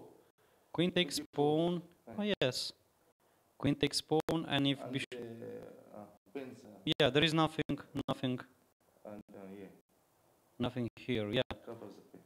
Yes, I was thinking to use the queen on d4, but no, it's not so easy. Not so easy. Yes. Okay, so this is the idea that we recommend. This black to attacking chance. And maybe use g5. To use g5. G5. Yeah. So two ideas here: king g8 or taking on f4 and play queen d6, transferring the queen to h6. Taking f4 easy game. Yes, it's easier, yeah, for black. All right, let's see the games of our Abu Dhabi Chess Club players. Amran Hossani plays with white pieces on board. Yeah, let's try to find the game. Plays with white pieces against Kushagra Mohan from India. Amran is white here. What do you think about this position? Who's better? Maybe equal. Equal, yeah? Equal. Yes, because maybe black is like better placed with the center, but no weaknesses in white's position. Yes, so it's about equal end game. And the game of Sultan Zahabi, he plays with a player from Sharjah, Reyes. Abdul Qadir plays with white pieces against Sultan Zahabi, and this is the current position. What do you think? Yeah, just a minute. This is the position after knight d7, white took on e4, knight took on e4, and knight e5. Knight e5. I think black have a problem for bishop c8. Bishop c8. But I understand, but if black can play aggressively here, g5. g5 take knight d7, and bishop takes d7. No more problems with bishop. And if white retreat the bishop to e3 or where to retreat the bishop? f5. Yes, in f5. Yeah, this was my idea. But you know, there is one thing, that pawn b7 is hanging. Black must be aggressive because if play slowly, white may be good position. Yes. So queen takes b7, and if rook b8, I was thinking bishop takes g5. Yeah. So maybe actually black didn't think about this and continued the attack by playing f4. g5, good move. g5, yeah. Good move. Yeah, back to Salem's game. You can see on your screen Salem's game, and this is the position, and black is still thinking. So once again, there is a choice of taking on f4 with the knight, and then with the bishop, and transferring the queen to d6 and h6. And the other move is just a move king h8, trying to use the h file. Yeah. Not an easy choice, I would say. because both possibilities looks very tempting. And Well, it's important to remove the defender of knight e4. yes, yeah, It was a good defender. yes, for good the defender. game, So yeah. knight takes knight would be okay. From the other hand, maybe black can try to activate the queen. Maybe queen d8, as you pointed. Just trying to. But it's the same idea. Yeah. Queen d8, we need h4. Maybe. And trying to transfer the queen to h4. Yeah. If okay, not easy to reach this square, but who knows? Who knows? Maybe one day. One day. Need to come here. But, Yeah. So queen d8 or take on f4 or king h8. taking in f4 important. This knight is very good. Yeah. Yeah. Square knight and, Yeah. close, Knight is attacking. strong. Yes. Yes. So okay. Okay. Let's go back to board number one. Board number one. With a very interesting game. Rapport plays his usual styles, no moves back. And b5. Yeah, yeah. Actually, some changes after move b5. White played king b1. Black took on c3. Bishop takes c3 and knight e4. And knight e4. This is the current position. And the question is, can white take the pawn on e5? Bishop takes e5. What do you think, Captain? Yeah, bishop takes e5. This is the position. So this is the position, and white can take the pawn on e5. White can take the pawn. I believe just black will sacrifice this pawn by playing a b4. Because king castle on opposite side, the faster in attack is a good. Yes. Before the pawn, bishop d6, take Bishop d6 is knight just knight e4. Yeah. Yeah. And b4 and black White opens. yes, yes. And if bishop d3, white can play f5. Good position for black. It's a good Just attacking chance. defend the knight. Defend the knight and good diagonal for bishop. Yes. Okay. So one more time, let's see. This is the current position after bishop takes c3, bishop takes c3, knight a4, and white is thinking to take or not. But if knight takes pawn, what do you think? She attacking c pawn. c6. But anyway, b4. B4. Let's try to play in the most aggressive way. Yeah. Attacking the bishop. Right. And not attacking the c6 is plunder. Because if a takes b4, a takes b4, knight c6 Knight c6. looks very dangerous for white. Very dangerous for white. Maybe queen b7. Queen b7. And if knight takes b4, which is only move, maybe queen a7. Queen a7. Let's try the direct way. Yeah. It's very dangerous. Maybe winning for black. Open. Maybe winning for black. Yeah. All right. So probably the pawn on e5 is untouchable. So white should find some other ways. But I think black have good position. Yes. Yeah. Before is this is move. Yeah. So black's position looks like more active, and black is attacking. Yeah. All right, let's see the game of chess legend Nigel Short. He played very interesting. He played very interesting the opening, seizing the initiative. But in fact, the things are not that simple now. Not that simple now. Okay, so we left here after really fantastic move f5. F5. Yeah, we are still on game. Dinara Sadovakova plays with Richard Rapport from Hungary, board number 1. Yeah, and here is white is down to 23 minutes only. Yeah, this is the game short with Nitin. White piece. Yeah, and here really he played a fantastic idea, f5, sacrificing the pawn to get a 4 square for the knights. Clear the square for knights. Yes. Idea. h5, black gives the pawn back to open the file and to create some counter chances take, and bishop e7. Interesting decision, interesting decision. Black doesn't want to play passively. The other knight to the f4 and queen d7. a3, I don't know, I'm not, okay, it's the logic of chess, yeah, when logic of chess, to open the queen side, yeah? because the king in the center now. And Right. And if queen castle, king goes a castle sides, open file. Right, yes, it's according to the rules to open the queen side here. Yeah. Take everything, bishop takes, and b3. The king is still in the center. Yes, the king is in the center way. forever. No way. Yeah. Yeah, this is the current position. This is the current position. Okay, can black take the pawn on c4 here? Take Bishop takes a8 first. Take bishop. Knight takes back, and Queen. yeah, there is an intermediate move, queen f3. Queen f3, but To take by d pawn, yeah? if play queen c6.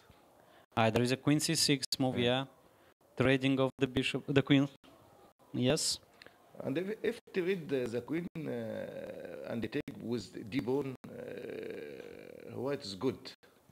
Taking on c4, queen takes f3, rook takes f3. Okay, knight b6. Maybe it's not that much because the black can play later on knight to c6, or maybe king d7, king c6. Or maybe knight c6, knight a5, organize some counterplay against b3 pawn. And now knight h5 is out of play. Because knight f4 is protecting him. Right. Yeah. So probably this is not the best way. So let's try to take with the pawn b. It looks, instead of playing, maybe taking by b pawn. B pawn. By b pawn. Yeah. Knight c6 and bishop e3. No, the pawn e5 is hanging. I don't know. Maybe white lost a part of the advantage. Maybe white lost. Doesn't look so strong now. Okay, couple of moves back. So this is the current position. White just played b3. And black can take on c4. Is there any active moves? Any active move like sacrifices? Probably not, yeah? Bishop b8, bishop a8, knight a8. Take the pawn. By d? Yeah. Take. Queen takes d1, rook takes d1, and knight b6. Knight f6 in time. Knight f6. But if black plays knight to d7, just to... Bishop b2. Bishop d2, still knight f6, yeah? Knight c7. Maybe rook in another... Rook a1. Rook a1. Yeah, that's a good play. That's a good play, and a5. Knight f6, anytime. Good time, maybe... Still white got better chances in the end game. All right, let's move further to other games. This time the game of Cheparinov, board number 2. He plays with Grandmaster Kunteap. It's still this end game, about equal. I don't know. I don't see any. Maybe white is slightly better because of bishop's pair, but nothing really bad for black. White probably should try to play a3 before rook b2. Rook b2. Majority queen side. Right. Rook b2 followed by a3 and b4. b5. But black can try to play for tricks like f4. All right, it's not at this grandmaster level. if a3, black will trap the bishop with d6 move. Yeah, this is maybe for kids level, but anyway, yeah, probably white is slightly better because this idea and queen side pure. Back to the game of Swapnil against Van Hao. Okay, the position is, this is board number 3. sorry, board number 3. Board number 3. The last move is rook b8. We have on the screen. Okay. I don't know. What do you think? Black. Yeah, black. Now black. White to play now. Last move is rook a8 to b8. Just black trying to prevent the move a3. Put the rook on the open file. Maybe next move will black's plan is to play e5. E5 and take the c5 square. C5 square, yeah. Right. And what white can do here? Still a3, I think, is an option. a3 is an option to change the structure. No. No, white didn't play. Off of f4 maybe. White played just rook b1. Rook b1. Bishop a6. Knight e3, and black played a4. Yeah, this is the current position. Yeah. This is the current position. Or really, I don't know. What do you think? Which position you like more, white or black? Yeah, this is the current position. Position, I like black. Black more, yeah? E5 any time. Good move to clear E5 comes anytime. To clear c5 square. Right. Okay. Soon we'll go for a short break, the second break of today. Thank you, coach, for coming to our studio, and I wish you good luck to your students, and see you again in our studio. All right, so we'll go for a short break. Stay with us with round 2 of Abu Dhabi Masters 2018 tournament.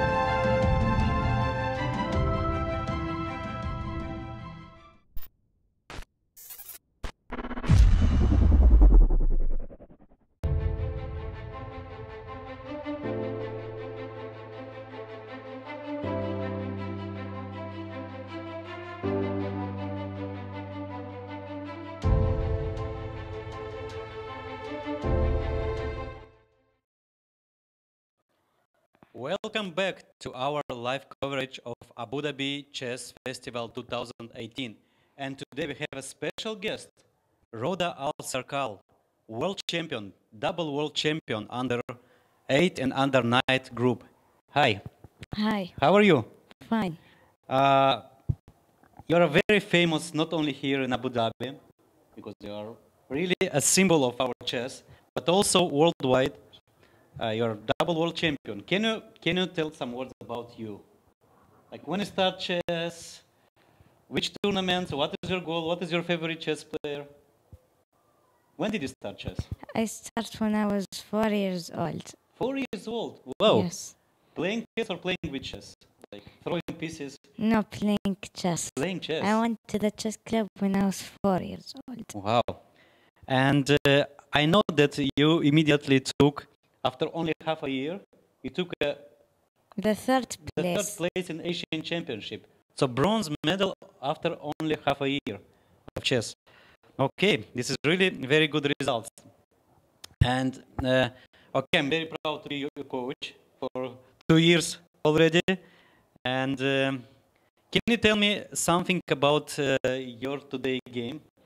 Yeah, I played with my friend from the chess club, but she played well, and I fight until I won. Okay, so you wanna? Did you? What was the opening? I Because I played didn't see the game. Spanish. Spanish with Yeah. black or white? No, with white. With white. Yeah. Uh-huh. But she played something I didn't really know, but I think I don't know, but I saw this before. Right, very good. I know that you have good memory. So, what is your plan for chess? Do you intend to become world champion, women world champion, or men world champion, or maybe to beat Carlsen? I want to get WGM or maybe GM and get high rating. Okay, so GM Yes. and beat Carlsen Yes. when he will be older or old or now? When you want to beat him? Now. 2-3 years? Yes, but يعني now. All right. So Carlsen, if you hear us, Magnus, you have a very strong player come to beat you soon. Tell me something about this year tournament. So you won the World School Championship under 9 in Albania. Yes.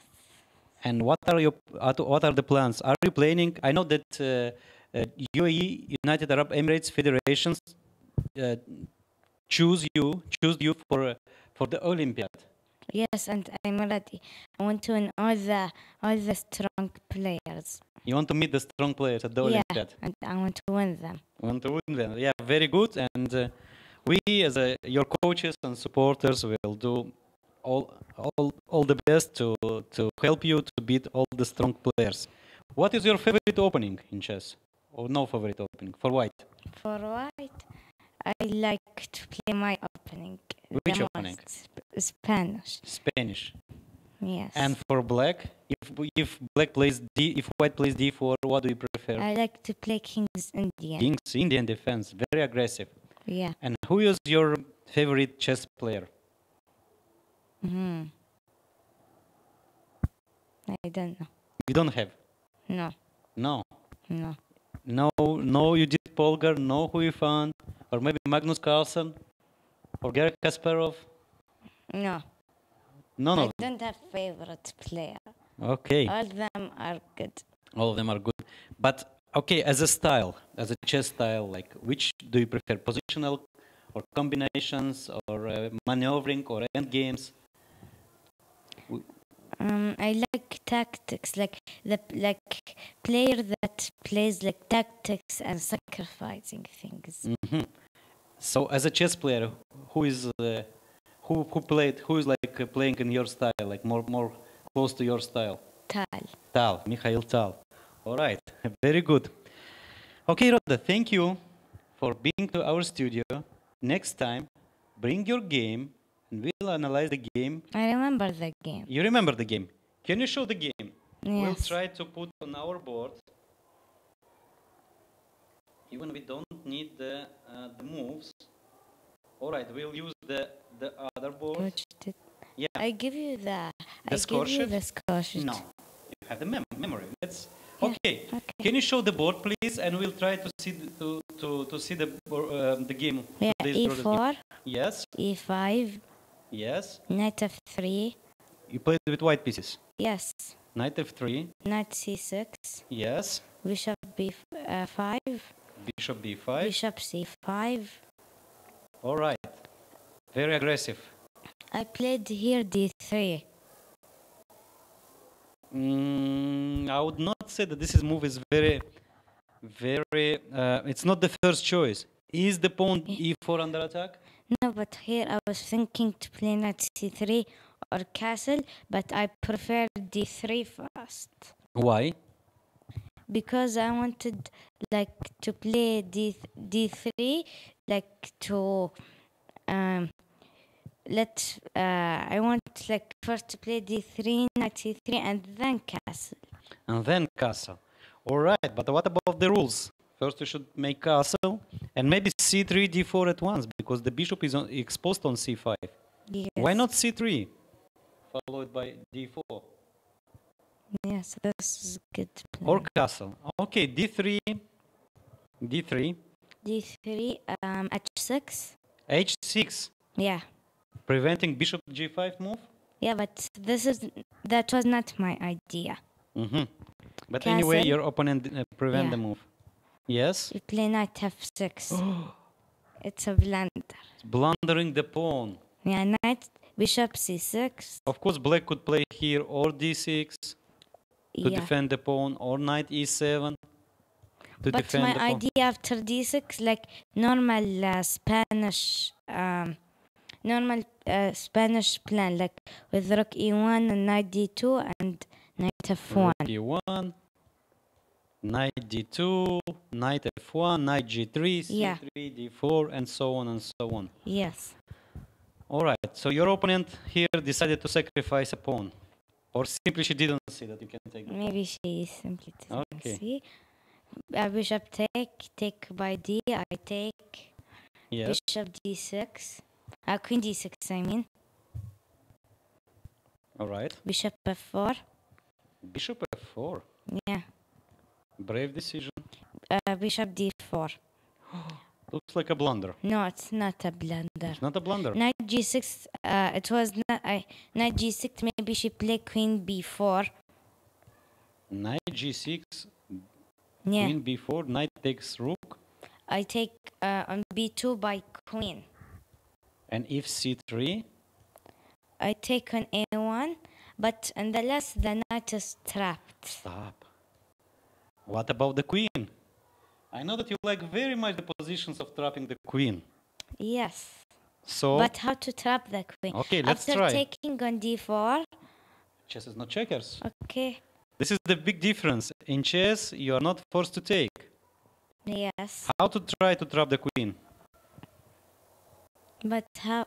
Maybe to move the queen first. Yeah, let's try. But after moving the queen, To C2 or to A4. Still we cannot move the knight. okay. But after Queen C2. no, before taking on B2, maybe I take by bishop. Maybe is better. You take by bishop, and if I play knight D2, you take the rook, I take the rook, and at the Queen end, F8. and Queen F8 trapping Knight. the knight. So I didn't want to go to this position. I played knight F3 Knight to F3. take this bishop. And Ah, then- all right. Just okay. keep the pawn up, yeah. Yes. Okay. Then she take. I Yes. take on D4, and then bishop G4. Here I played Queen E1 because for example I play Queen D2. Yes. I play Queen E5. Queen E5, and you cannot move the knight Yeah. because B2 is hanging. Because I didn't want to like if the queen was in E1 maybe it's better because after I should play C3 after Queen D5, but I don't want like my queen to be on D2 and then maybe he play long castle. And queen is exposed to the rook, yeah. Yes. So I played the And Queen also E1's D2 better. square, and also D2 square for the knight, maybe. Yes. All right. Okay, interesting idea. Queen E1. And then Queen G5. Uh-huh. I played know what black wants to F4. do. Yeah, I Bishop want to play H3. bishop H3. I played F4, Queen G6, Yes. Knight C3, Right. Queen Bishop H3. Here I played Queen F2. You didn't blunder. No. No, no way. Queen F2. Okay, Yes. Queen G3 changing the queens. Because if I change queens and then I will have double pawns. All right. Queen F2 is a quite logical move because also the bishop can be trapped. Yeah. Yes. Playing F5. Because it happened in the game. She played Knight G4. I played Queen G3. And if she played Knight T3, I take the bishop, H3 by Queen, and then take on F1, and I take by Rook. I have 2 pieces and a Rook, and I have also a pawn and active pieces. Yes, yes, and white is winning. So after Knight G4, Queen G3, what did she play? She play Bishop G2. I take by Queen. Hoping to take by King, yeah? Yes. If take by King, what is the move? Knight T3. Knight E3 check, and at least black takes a Rook for 2 pieces. Yes. Okay, you took by Queen. Play H5. Yes. I played H6. H3, I mean. So now it's time to change the queens. Yeah, but she played Queen D6. And I played Knight F5 and I won the second piece. You won the second piece. Yeah. Okay, congratulations with this victory. I hope you will come again to our studio. And good luck for the rest of the games. Thank you. Thank you.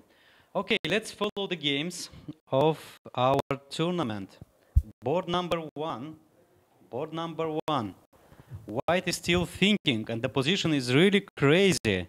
Knight on C6, Knight on H1. Wow, a lot of changes. A lot of changes in the position. Let's try to understand what really happened there. What really happened? Knight to E4 came, Queen D4, Knight C6, Queen H4, Bishop G2, and Knight H1. This is the current position. This is the current position. Wow. Let's try to understand what's going on. What's going on the board.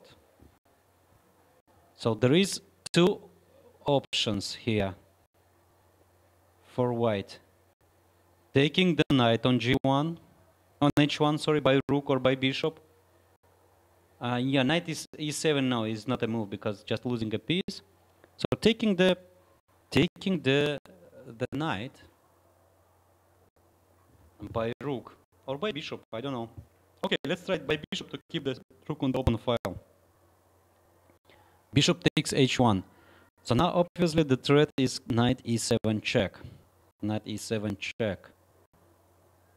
Knight E7 check. And if black develop the bishop, let's say bishop E6, then white simply takes the pawn on B5. C takes B5.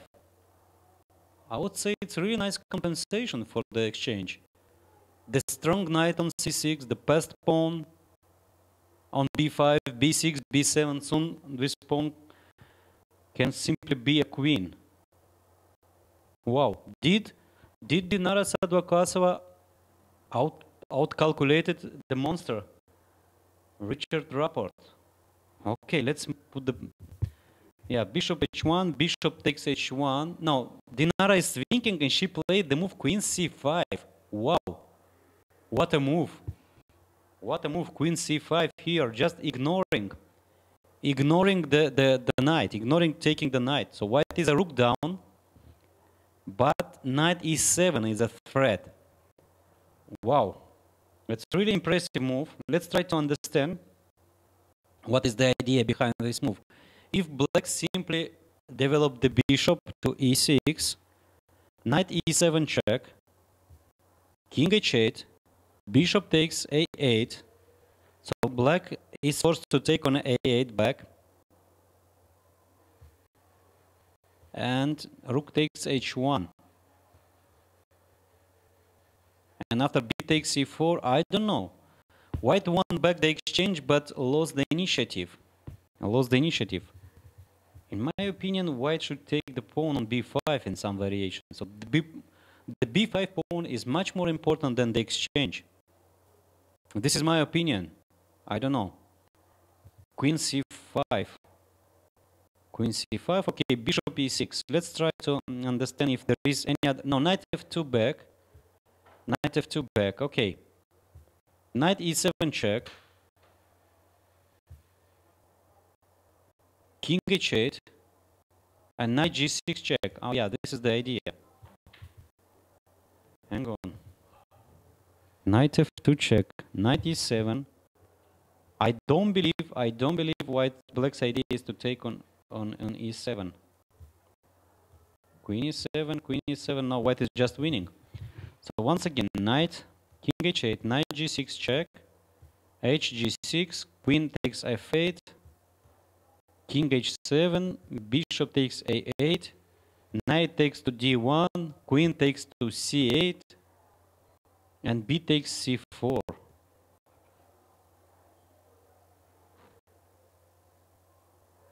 So for the moment, everything is equal. Everything is equal. Okay, not easy to calculate, yeah? This variations. One more time. Really, wow. From here, I can't guess any move. I can't simply guess any move. Knight f2. Okay, knight e7 is the move that white shouldn't even spend a second, because I don't believe there is any choice here. If white simply moves the rook, white can just play bishop e6 to complete the development. All right, so knight f2, knight e7 check, king h8, king h8. Let's try to change the move order. Bishop takes a8, knight takes d1, knight g6 check, hg6, queen takes f8, king h7, queen takes c8, leads to the same position. Can black do something? Playing for the attack. Queen to e1. Oh, I'm sorry. I missed a simple tactics. Queen f6. Queen f6 wins the game on the spot, because b2 is hanging, and the only move not to get mated is king c2. And black can choose here between knight takes e3, king goes somewhere to d3, and knight takes c4, collecting everything. Winning 2 pawns, b2 is hanging, and black is simply winning. So really interesting calculation. Knight f2. Knight f2. Probably, I have a feeling that Dinara Sadwakasova missed this move, simply missed this simple retreat of the knight. Knight from the corner, move back to f2. Yeah, and actually sometimes in chess it happens that the piece that you considered already out of play and maybe lost plays the key role in the position. So knight f2. All right. So actually white can move the rook here. After knight f2, knight e7 check, king h8. And if white plays, let's say, a simple move like, maybe there is some tactical idea like rook d5. No, I don't believe. But this is like from. Just I want to show a variation for our young students. So bishop e6, rook f h5, and if black by mistake move the queen to g3, mate in 2. Did you see this mate in 2? Do you see this mate in 2? Yes, correct. Rook takes h7, king takes h7, and queen checkmate the king on h5. But of course, this will never happen in the game. So instead of rook d5, maybe rook d2. Rook d2. Now the rook on a8 is under attack. Knight g6 is still a threat. And maybe in some variation, the knight on f2 is hanging. Well, and if bishop goes to e6, just a logical move to defend the rook. Bishop takes e8, rook takes a8, only move, and now knight e4 is not the and queen c6. No, queen c6. Attacking the rook. White is a piece down. Is there any compensation here?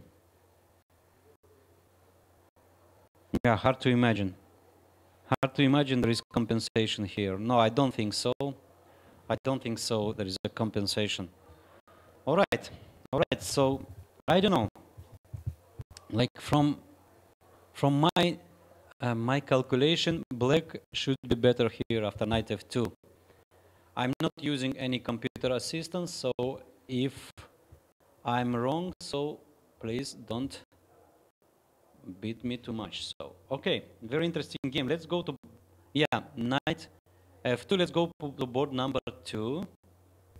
To board number 2, Ivan Cheparinov, representing Georgia, plays with Grandmaster Abhijit Kunte from India. From the position from camera, I can see that White made a big progress. Pawn a5 is, I would say, is lost. Bishop c4 is a huge threat. White rooks are active. White can play on both sides, on the attacking the pawn on a5, playing on the king side. Now I think White is close to win this game. White is close to win this game, so yeah, I see any chances for black to survive here. And the most important thing is if rook a8, White can simply retreat the bishop to c5, and keeping all the threats, keeping all the threats.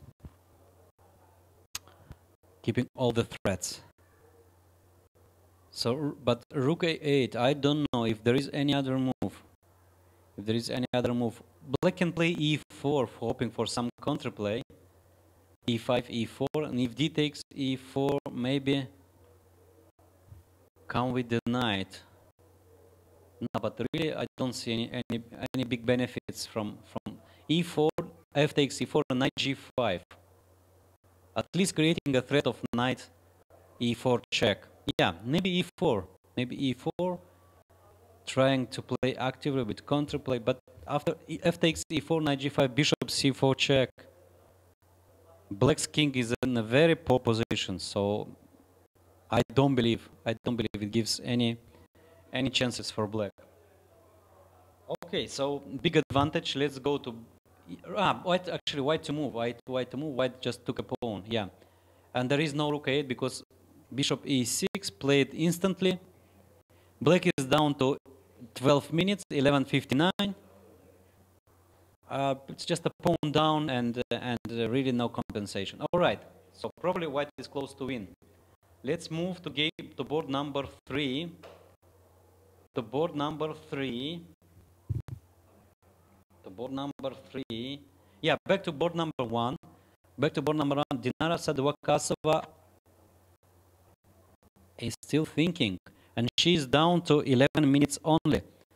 So just I want to remind you that this tournament, there is no increment, there is no half an hour after move 40. So the time control is 90 minutes for all the game plus 30 seconds per move starting from move 1. Let's go to board number 3. Board number 3, Van Hao, Grandmaster from China, plays with black pieces against Grandmaster Swapnil from India. Well, no big changes. It's a positional game. The last move, black played g6, taking the control over f5 square, and maybe planning to play finally e5. I believe that black is slightly better because of space advantage and the possibility of creating of passed pawn at the queen side by playing b3 at some moment, or e5, taking the c5 square. But one thing, yeah, white is down to 11 minutes, we can see from here, and black is 21, so it's also big advantage on the clock. All right, all right. Let's move to board number 4. Board number 4. Yeah, back to board number 1. Back to board number 1. Back to board number 1. Dinara Sadwakasova is still thinking. There is a lot of moves to calculate. All white and black pieces are hanging. And really there is a big choice, or to give check on e7, or to move the rook to d4, to d2, or maybe to d5 to play for a trick. But I don't believe this is the level to play for a tricks. So moving the rook. Yeah, let's go to board number 4. Go board number 4. Our Grandmaster Fedosiev plays with International Master Vignesh. Actually, I don't remember Fedosiev play a positional chess. We are used to see him with the crazy games, double H, with a complete, with uncastled king, with double H. So here we have a classical end game with a b6 pawn weakness, but I don't believe white really can explore this advantage. I don't know. In my opinion, the position is equal. Unless the white managed to play knight c4 and to attack and to take the pawn on d6, to win the pawn on b6. I don't believe the position is equal in my opinion. All right. Let's go back to board number 1. Queen e7. Yeah, Queen e7. I want to point this move. Wow. This move didn't even come to my mind. Queen e7. A shocking move. I don't understand anything about chess. I don't understand anything about chess. Queen e7. All right, now at least I understood the one idea. If black moves the queen to f6, to h6, then rook d8. Then white, oh sorry, then white gives mate in 2. Queen takes f8, king takes f8, and rook d8. Oh yes. Okay, very, very instructive. Queen e7. Queen e7, okay. Queen e7, that's a really tricky move, I would say. Very tricky move. All right. So black is rook up. Rook up. Can I give something back? Bishop f5 check. Pawn takes f5. And queen takes pawn on c4. I don't know. In my opinion, white is just exchange down. Maybe some practical chance of some compensation. White can move the rook to d4. To d4 and creating some threats. Maybe next move white will play f6 or move the queen from e7, creating the threat of knight e7, double attack, discover check. Sorry. But anyway, it doesn't look very convincing. I don't know. In my opinion, black is just better here. So queen e7, tricky move, but after bishop f5, okay, giving back some material. So of course no queen f6, no queen h6. By the way, I just said the move. Queen f6. Queen f6, queen takes f6, pawn takes f6, knight e7, king g7, and rook d2. Now this is definitely compensation for white. So bishop f5 check, yeah. It's time for black not to be greedy, to give some material back and to play with exchange up. So queen e7, bishop a5 check, g takes f5, and queen takes c4. In my opinion,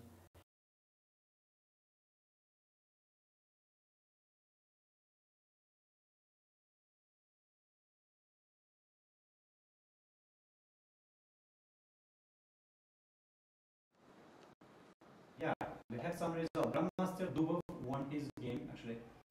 Grandmaster Amin Basim won his game too. Kind of a surprise is board number 8. Board number 8. Lower rated Grandmaster Laxman from India made a draw with Anton Korbov from Ukraine.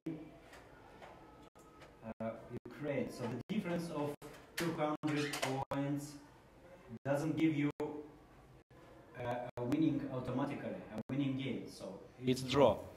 So back to the game of Nigel Short. Nigel Short plays board number 9. Board number 9. Oh, a lot of changes in the position. So white is a queen up. Queen up. Yeah, just couple moves. Couple moves. I would like to see how well.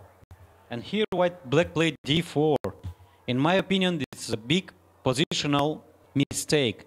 Instead of opening up the position, exchanging some pieces, the bishops and queens, black played d4 and left all the pieces really, I don't know, the knight on a8 and the knight on b8 really far from the playing ground.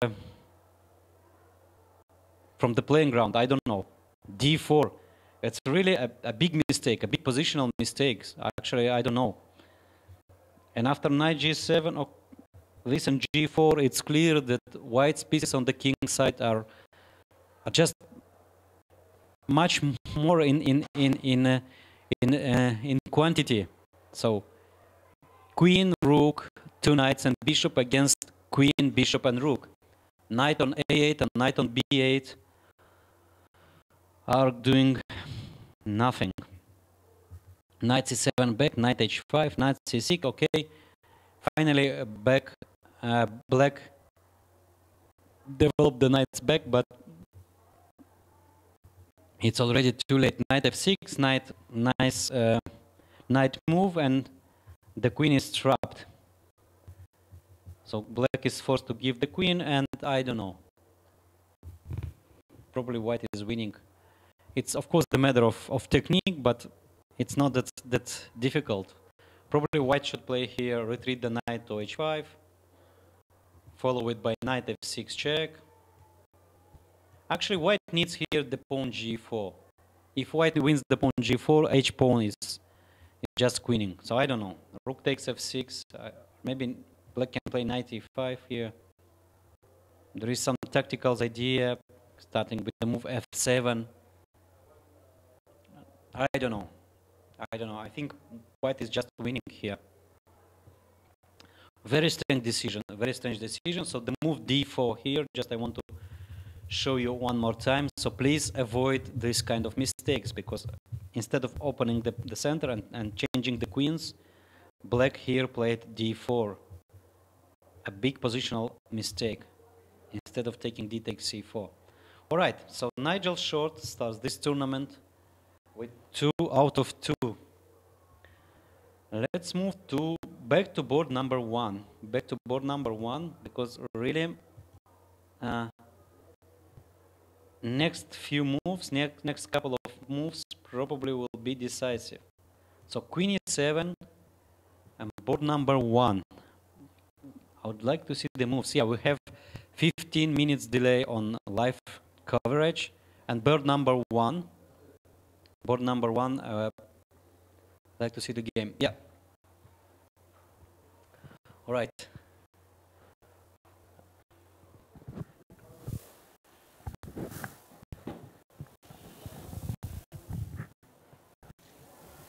Ladies and gentlemen, we have a special guest in our studio, Grandmaster Nigel Short, who just finished his game and won a very nice and convincing style. Oh, did I?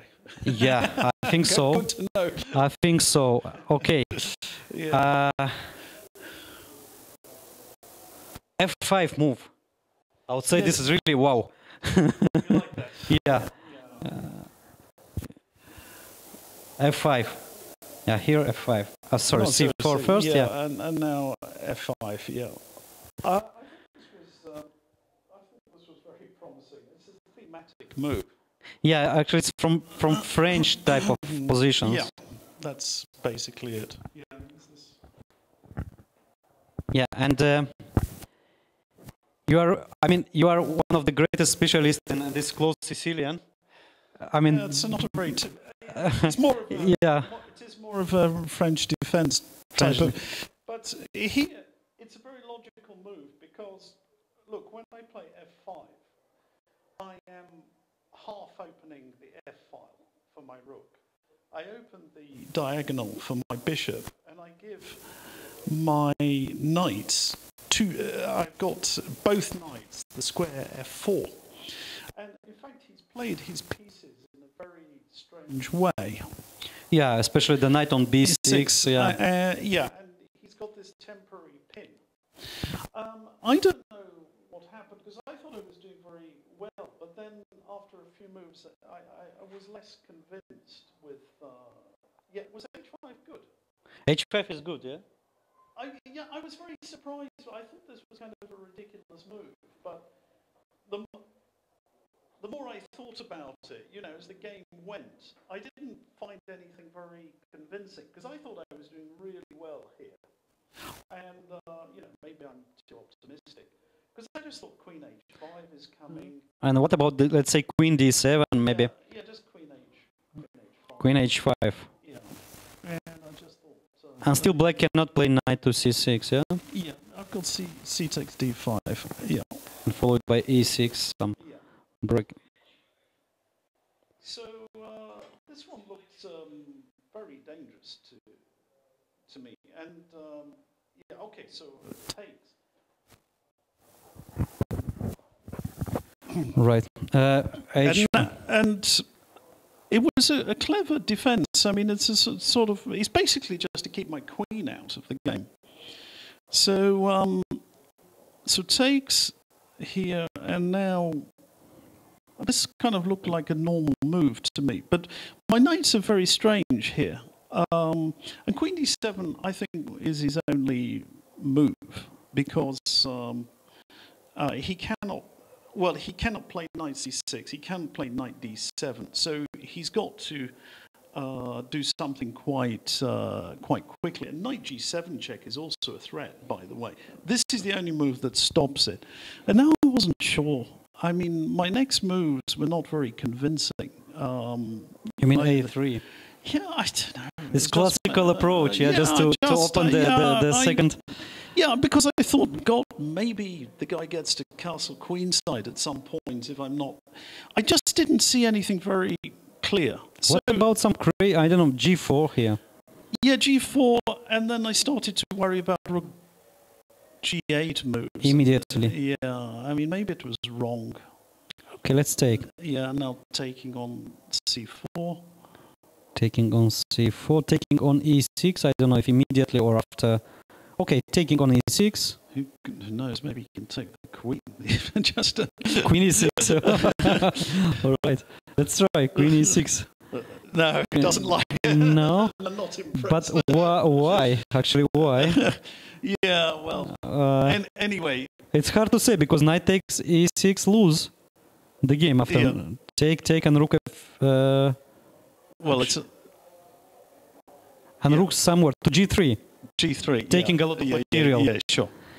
And why knight Queen E6 is losing? No idea. Maybe knight G3, just back attacking the queen. Yeah, probably something simple like that. Yeah.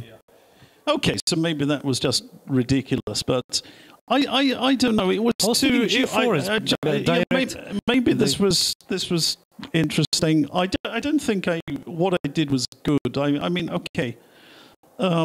A3, and okay, so I took and takes, and Yeah, this engine is a bit strange. Yeah, I thought he should just play d takes c4. Yeah, of course. D4, I think, is a big positional mistake. So. Yeah, I really wasn't expecting this. And you know, I mean, I take on a8, and and it's takes and d takes c4, and the position is okay for white, but it's not. You know, I mean, he takes knight c6, bishop b2, something like this, and I don't know. The position is very messy. I don't know what's going on there. Probably white is still better because of the knight. Well, yeah. I mean, he has moves like knight d4. I mean, it didn't look completely clear to me at all. So this is an interesting position. And d4 I thought was wrong. And I think he underestimates dynamics, actually. So I took, and now check. It was interesting. When g4. What about king f8? King f8, I played knight takes e6 check. Which knight? Knight g7 takes e6. Right. And knight g6. And knight h8. 8. And queen h5. Yeah, but knights are too far from... Yeah, that's not recommended. Yeah, right. So knight g7, king d8. Sorry. So king d8, yeah, now g4. And this is strange because the knights are a bit peculiar this way. I mean, I sort of played in a very weird way with my pieces, but so he went knight c7. Rook g8. G8, knight, what about knight f-h5. Knight to h5. And I'm just taking on. And now bishop f8 because knight f6. Yeah, that's it. Yeah. He can't. My knights look very strange, but he can't exploit them. Right. So this was kind of. His knight is very good as a protector there. So I went knight h5. I wasn't sure. I didn't want to let his pieces into the game so easily. So knight h5. Yeah, queen e2, and then there was a key moment around here. Well, this is, I think, I thought after rook f8, I just thought knight f6. Could he not just play queen c8 or something? I thought he could just play queen c8.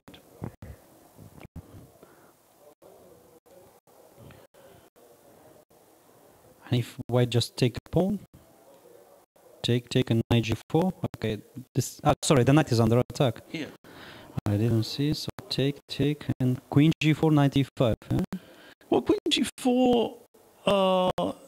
Yeah, it's started. Yeah, knight here. What the hell this stupid machine is saying? I have no idea. Yeah, maybe it's just queen. No, queen. Maybe queen e4. Maybe I don't know. Queen e4, queen f4. I don't know. It requires some tactics, and you know, at my advanced stage, I can't do these things. So, no, I thought he had to do this. I mean, he really surprised me. I mean, just giving the queen. So, okay, he took. Yeah. And takes knight back, and yeah, knight g3 is a very strong move, actually. Yeah, actually, white needs the pawn g. Yeah, pawn g yeah, because I mean, here he's just losing his coordination. With this rook is queen f1. Yeah, I played queen f1, which the engine doesn't like for some reason. No idea why. Maybe white can play with the same idea, queen to d1. Yeah, no, I had just these two moves, but I thought bishop g5 anyway is possible. All right. So queen f1. Actually, I know what the engine likes. Knight e4 here. No. Yeah, engine doesn't like anything. Yeah. All right. I have no idea what. This is a very stupid engine. It's a really bad engine, actually. All right. But I thought maybe you could play rook e3 or something like this. Oh. This is actually the only. thing that I saw.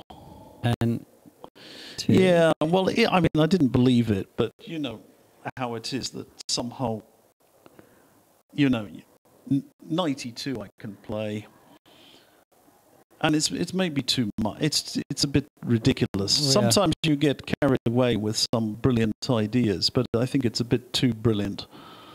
You know, knight d4 and then the knight coming to c5, but yeah, a queen is a strong piece. You know.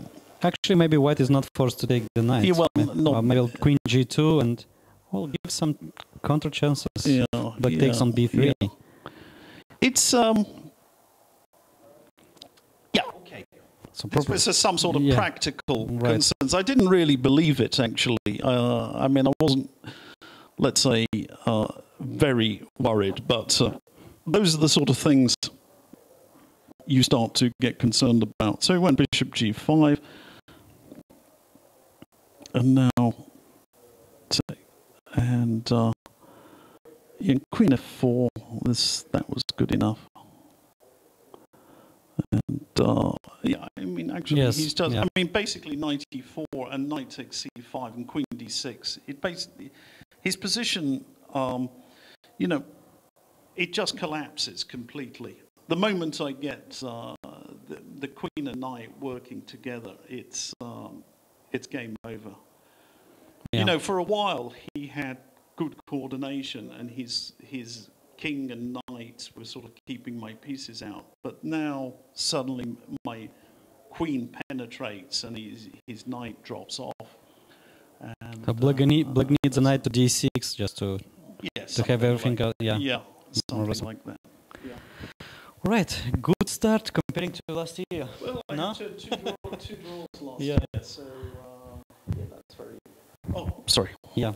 Yeah. Um, I had two draws. With so two- last time I had two Indians.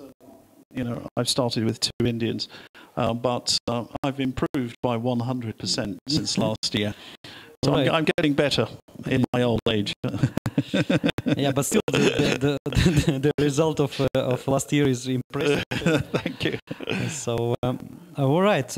How do you combine elections with playing chess?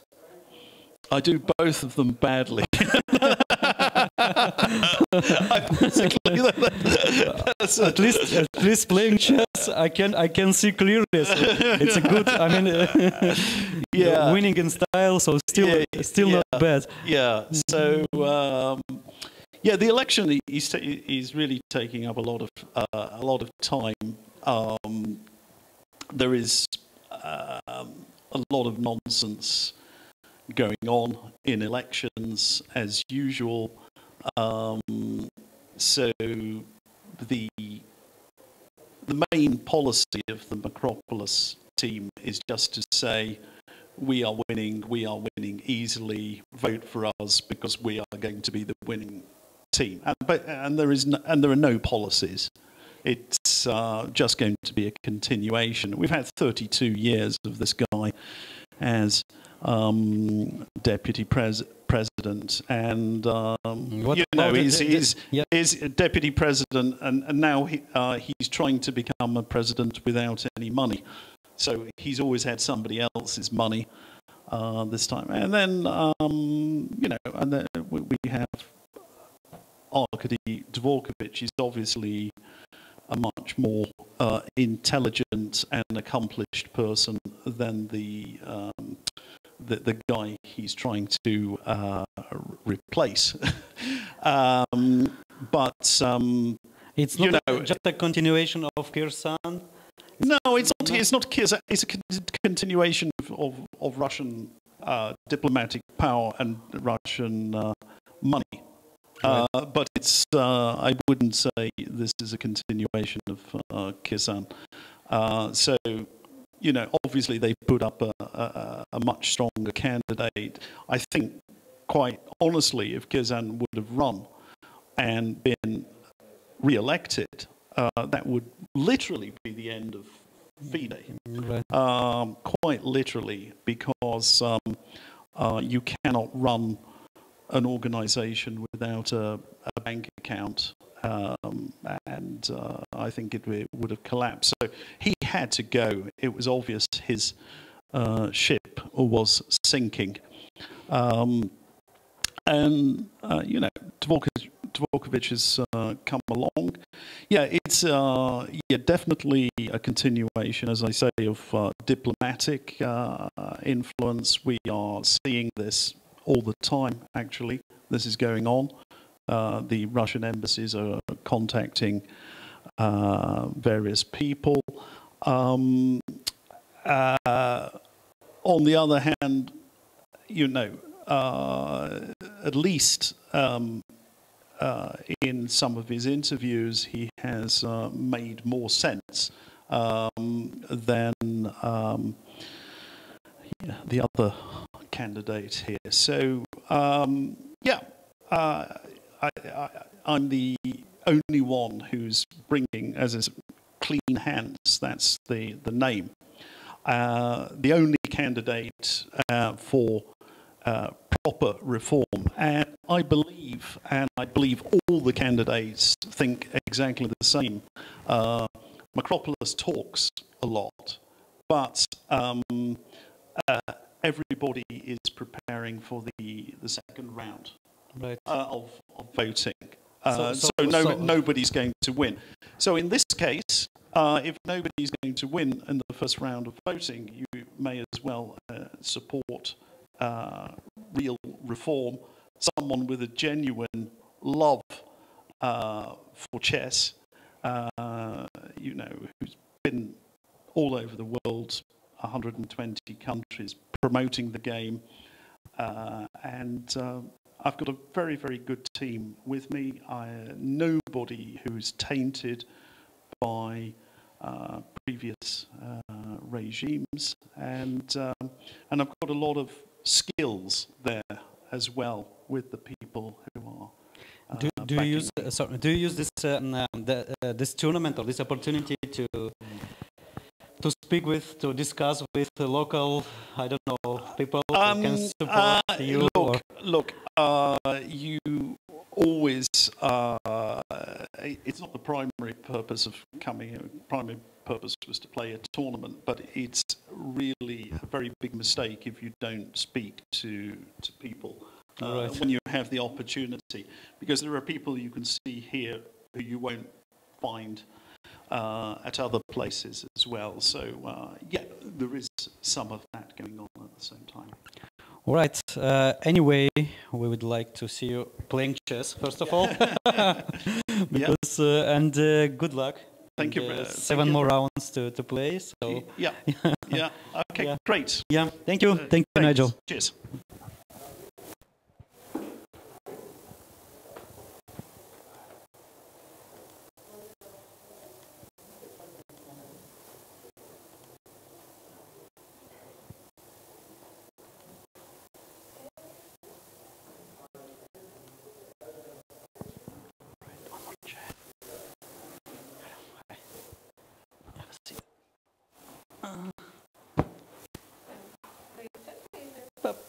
Yes. I'll be here. Yeah, so it's sorry because we take the picture from the camera only. There is no position on the board. All right. Okay. So we have in our studio Grandmaster Richard Rapport and Dinara Sadwakasova. Hello. Welcome to our studio. Yeah.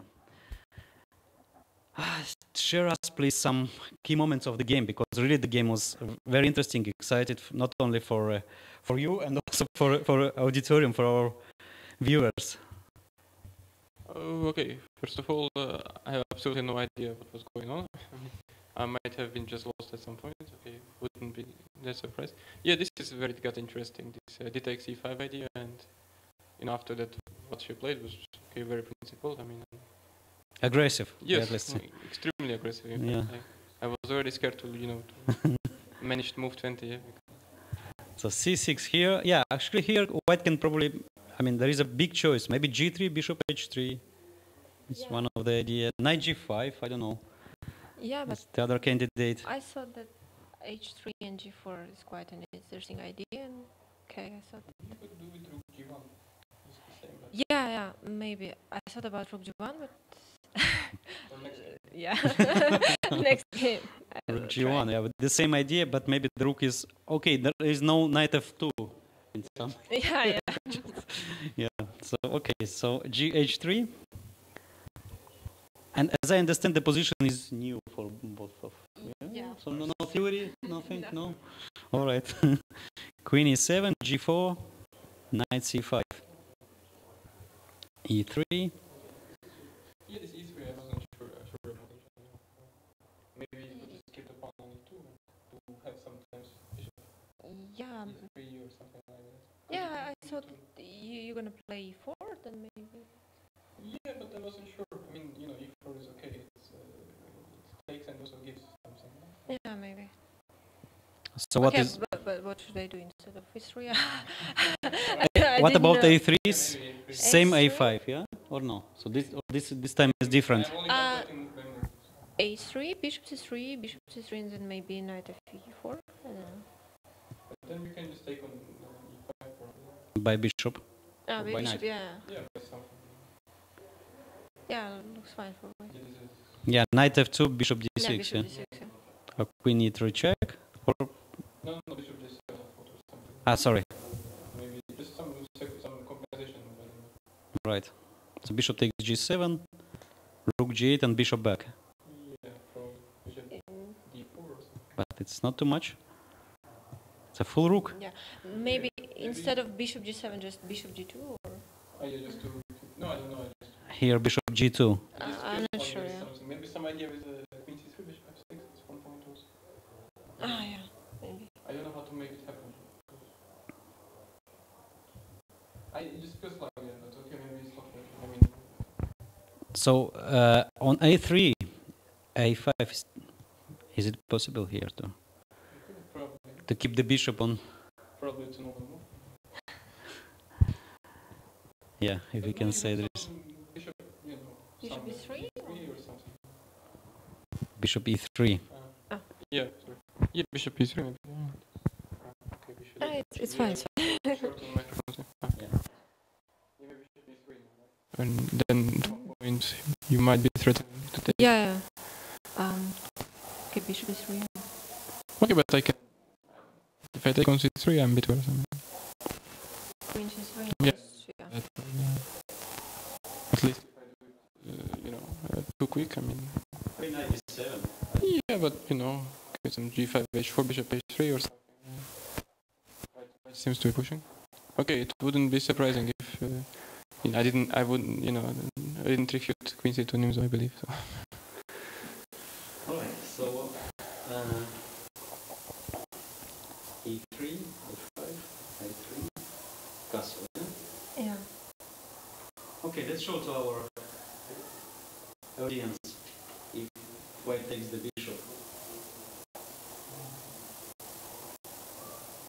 Takes, and Knight B1 or no chance to escape. I don't know, knight B1.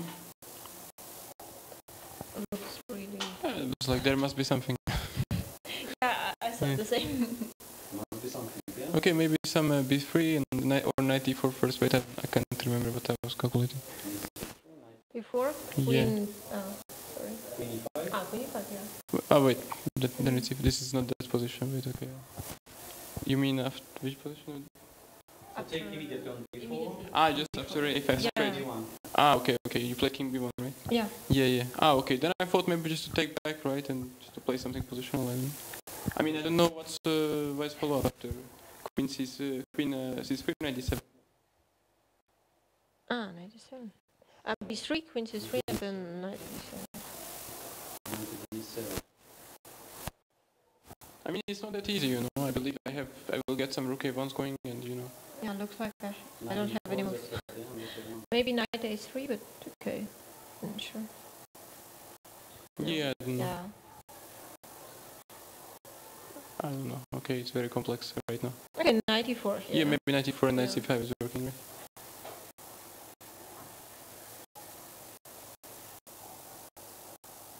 This looks quite Looks dangerous. bad, Yeah. right, yeah. Yeah, especially I had some negative. Yeah. As well. Okay, so king d1. Yeah.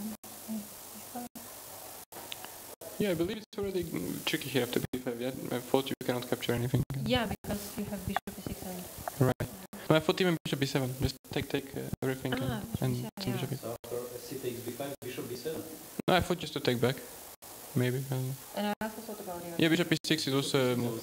No, this is also a move, but I wasn't sure if you take on c6 and you try to give everything away. I wasn't sure if is that losing. Like okay, it must be great compensation, but you know, it can be also that white plays next move g5 and something. I don't know, but I felt like even after cb I have good positions. Yeah. And now next move bishop b7. I believe it's quite dangerous still. So you play bishop e1 is a strong move. Huh? Okay, it's a sad move, but it's a strong move. What about g5 here? g5 I thought about 98 or... Yeah, I wasn't sure. I thought I can even take on c3 maybe, but it might be crazy. I don't know, just to take. And you cannot take on f6, I just take back. And then knight, I think knight e4 even. Okay, this is just much better version of the game because bishop f5 is coming. So it's okay. Bishop e1. Yeah, and here I wasn't sure. I was even considering a lot bishop takes a3, but but it's I think it's not so good because c takes b5 is only move I thought. I mean ba3 probably loses. b4, yeah. Yeah, I think that's just resigns. But after c takes b5, Can I play g5 here or? I mean after right here. Or? Yeah, but I just take. Yeah, I just take the knight and queen f6. Yeah. And somehow everything is hanging. Yeah.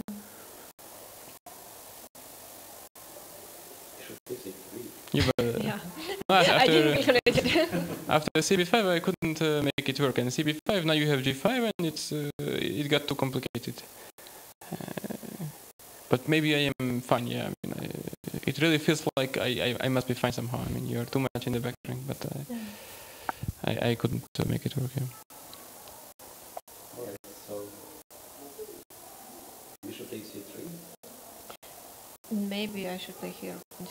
I'm not sure. Yeah. This move. Yes, it was an option definitely. Okay, I wasn't sure what to do. I mean, because even if I play, just something like knight d7, I have a much better version compared to you took with bishop, because I'm still, of course, returning to play b4 and to open up the things. Okay, that's just always CB, yeah. met with some bishop b7 at the end. I mean, it's always very unpleasant. Yeah. I should play here e4. Yeah, queen f6, rook c8. No. Here we take. Take and then Okay. No. Yeah. Looks in for black.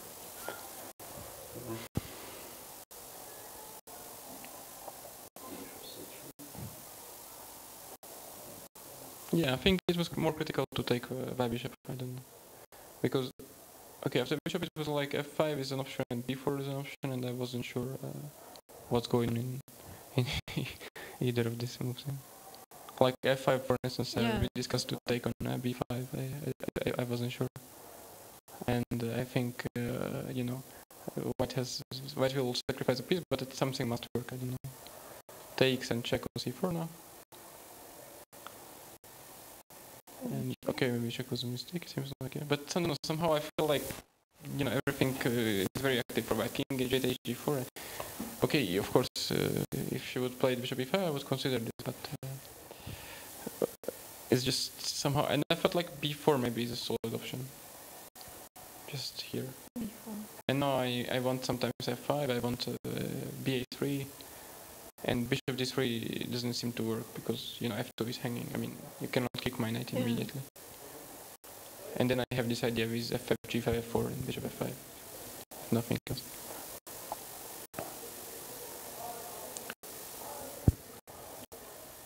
So in fact, maybe I should have started with b4 instead of knight e4 on the first place. Yeah. Because I allowed you this. Yeah, and I don't. Yes, because now, probably now you have to take on e5. Right? Okay. just take AB or?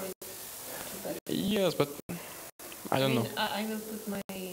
Yes, but I feel like after rook b8 you will just you will just lose control over. But okay, maybe. Yeah. Bishop s3. Yeah. Okay, first maybe it's to bring the other rook. I don't know. Like. Bishop d7. Yeah, bishop somewhere e6 maybe too. Okay, maybe d7. Yeah, I don't know if e5 is hanging. Probably it does. So bishop d7. But then g5 is hanging. Somehow everything is hanging for. No, I don't know. Yeah. Okay, lucky me then. I really. Yeah, no bishop. Yeah. And then put the king on e2. Okay, maybe now to try something like bishop. Ruby. Yeah, d7 maybe. Yeah. Okay, let's try to blunder a bit.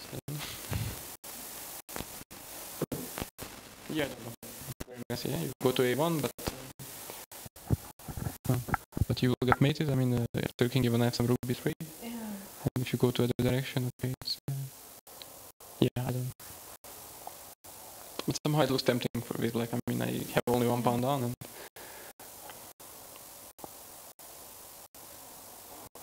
okay, because it was very interesting what you did. I mean, it's knight takes e5 idea. Yeah. I thought that I don't have any other options. So. Because here I was considering to play knight c3, queen c3, and to play f6. F6. Oh. Yes. With with some idea knight d3 and to play b4. But I mean, I think I can be even worse there. So it's more like I think I'm forced to take the rook. Like no, to play b4 after knight d3. Right, b4. Yeah. And okay, if everything is correct, you cannot take it. I mean, it doesn't really make sense to take it. I have knight e4, or just take somehow knight e4. Yeah? And now you move the queen, and I wasn't queen sure. Yeah. I'm not sure if you need to go to d4 because I have some rook d8. Yeah. Maybe backward. I don't know. Maybe.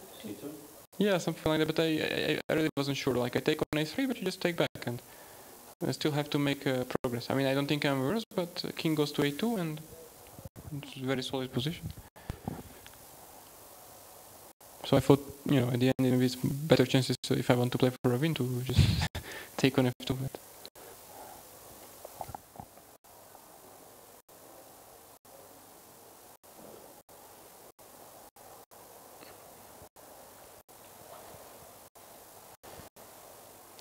yeah, okay. Yeah, here queen g5 was a very funny move. Because I wanted to play queen g5, right? To protect on b5. Yeah. But then you have bishop g2, I think.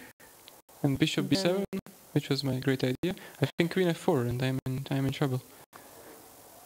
Because queen g6 check, you just go out, right? And bishop g6, queen takes f2, and everything is safe.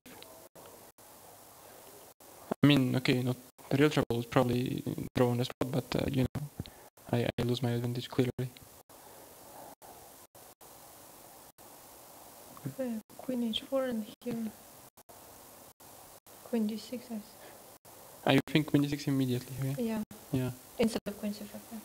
Yeah, instead of bishop g2. You put bishop g2? No, maybe bishop g2. Yeah, I think bishop g2 is good move. And, yeah, maybe here. I thought just to take back, but even queen d6 looks, I don't know, maybe I... No, I can take on h1, I think. Yeah, I think just to take bishop. No, queen d6, I wasn't sure, knight f2. No, I thought that queen d6 immediately instead of... You mean like, d2, yeah. Instead of bishop g2. Yeah. Okay. Yes, but wait, but if I cannot just do something... Yeah, I think... Take one of the rook? Yeah, because now you have only one thread, right? So if I somehow manage to develop, I don't know, bishop e6 maybe even, just bishop g2, rook a to e8 or something, just to put everything together. And then I will take the rook or something. This one? Maybe, I don't know. Sorry. It's a compensation. Yeah, queen d6, I mean Uh-huh. Yeah. Yeah, after bishop to the...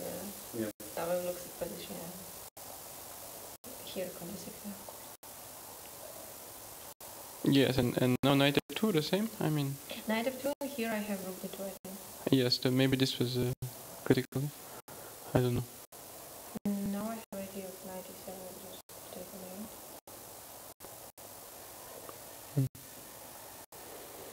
Way too much tactics for one day.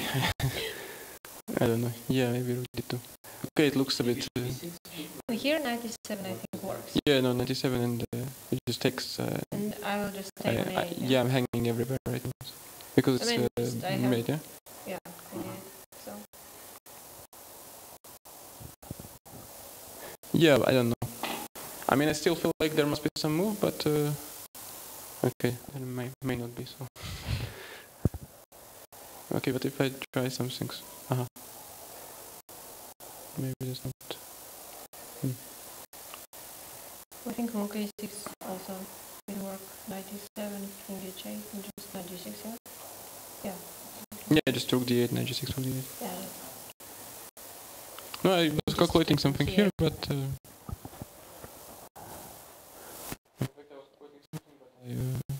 Okay, but It what must to be do must be something, some blunder. Wait, maybe I can play. No, I think I can play bishop f5 check here. And Bishop 94. Yes, and 94. Yes, this is what I saw. okay, yeah. And I'm on time too. Okay, I lost a piece, but I'm trading something. So Yeah. yeah, I think this is okay. No, but you see, the position is very sharp because if I have to play bishop f5 check with the rook up, something is wrong. Maybe rook d4. Okay, rook d4. I can check. Yes. Yeah, no, First queen e1 and then to check the queen. Okay. So yeah, I think bishop h1 is better, yeah? Yes, maybe maybe this line after knight f2, 97 the same. Yeah. I don't know. Maybe it's because you can take back on d1 at one point. With the queen, like knight is instead of rook d2. I mean, just to. Instead of rook d2. Yeah, just to collect. And what is the difference of the queen on Yeah. Okay. same position, let's say, queen? Yes, but now the knight is sometimes. I mean after rook d2. Okay, but No, now it's not. here black can play bishop b6. There is no queen d8 mate. Yeah. I mean, There's no queen, yeah. Just have a piece. okay. Maybe even the moves, I don't know, because now even sometimes queen e1 check can maybe even 94 immediately and takes queen e1 check. Because I thought 97, king h8, and knight g6, hd, queen f8, and just king h7, bishop a8. Yes, knight d1, queen c8, yeah, and just queen f2 is yeah. mate, yes. And king c1 is just 93. Yeah, it's just mate. Okay, it's a bit unlucky. Or lucky for me. For queen f6, for queen f2. Yeah, okay, the same. Yeah, b2 is same. just not possible to defend, yeah. So rook d2, 94, isn't it? Yeah, I have actually no idea. 94 might just be just losing. It's queen king c2, it might be just losing. No, I have no idea. Really. I mean, it feels like there is a move, yeah, you know. What it is, it's a good question. Bishop e6. Bishop e6. Yeah. Okay, bishop e6 is fine for, I mean, for now, right? Because, okay, you take the piece, but I don't think that you're worse, though, on the other hand, because, you know, you can take on some pawn, maybe some knight. How I can take it? Okay, you take 97, you play 97, right? 97, king h8, bishop a8. Yes. Okay, but wait 1 second. If you somehow try some back rank business, I don't know how to do it, though. Because I calculated and I didn't find anything here for white. So, Yeah, I don't know. Maybe queen c7 is not enough here. yeah.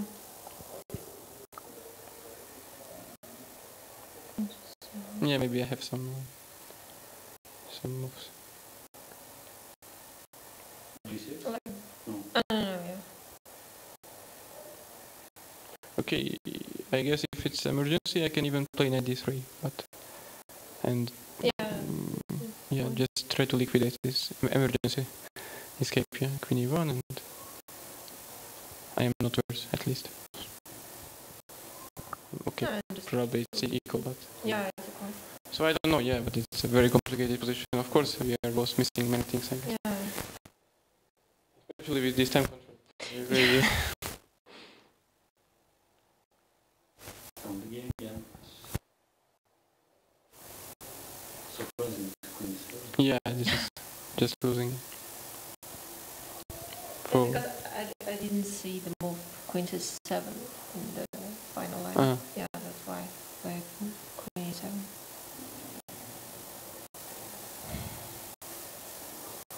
this one.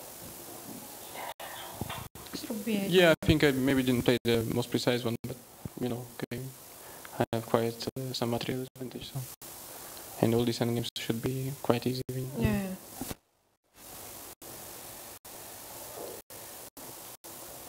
Yeah, okay, here's just...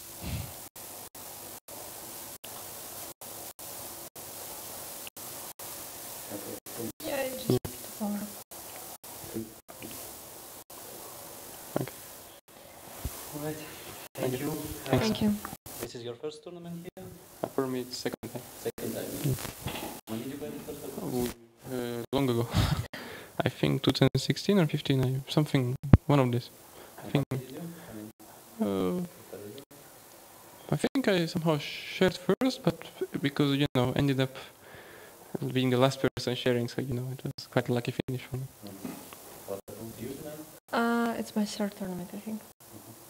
So I played here last year also. Well, I hope to play better this year. Wish you good luck. Thank you. Thank you. Thank you.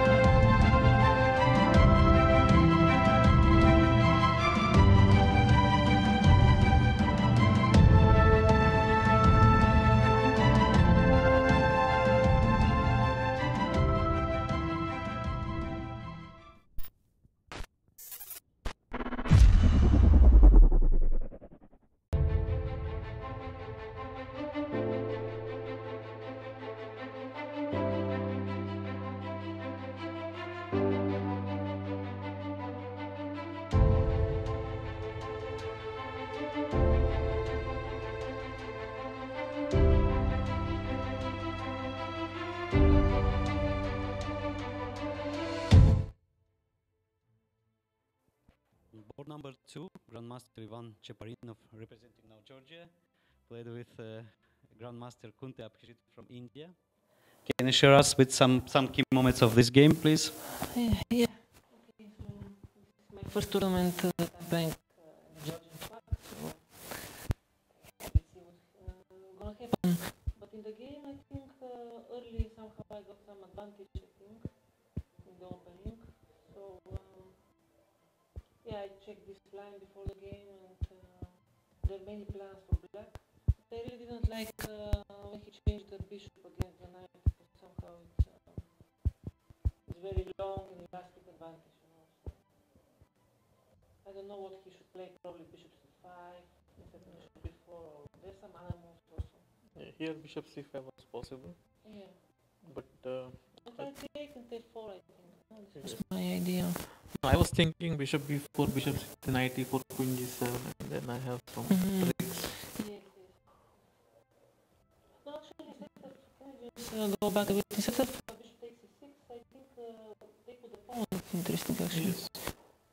And this was my main line for the game. So, yeah, here I prepared a4, rook d8, queen h3, check, bishop c5, king h1, and somehow keeps dangerous for black. But it's not so clear. I think dc is probably the best move. Actually, he had a game here with bishop b4 also, like, a few years ago. So, rook c1. So here also I remember that even f3 was not so bad, but okay, I decided that f1 is the most logical way, probably. And I don't know, somehow I don't like when he gives the bishop, because it's, I mean, I just don't risk anything. Knight comes to d5, no? Yeah, this is the problem. Yeah, I understand. No, but even this maybe takes and okay, back. I don't know which one is worse. I'm not sure. I don't know. I would say clear advantage for white. Yeah, probably bishop b4 is already mistaken. I'm really not sure. But okay, he took queen c3, knight e4. Now queen g7 is dangerous, I suppose, because castle. Yeah. And I didn't see how to play. For example, f3 is very dangerous, rook g8 or h8. Rook g8, h. Let's say this. And queen d4 is losing. Yeah, rook g2 check, yeah. So take and check. If king h3, rook g3, so king h1. Rook g3. If king h1, then knight g3, yeah. Yeah, knight g3, and I'm just lost.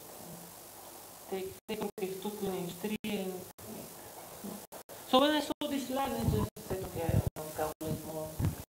Taking on g7 because I have some other moves, of course, but I think it's kind of dangerous. Here I thought also queen b4 probably is interesting. But okay, rook b8, not so clear. And just play f3 or something. Yeah, but then I probably take, and if you take on b2 or b1, yeah, it's not so clear. Take on b6, probably not clear. Or even f6, yeah. f6, yeah, completely unclear. Yeah. So, yeah, I think queen d4 was the normal move.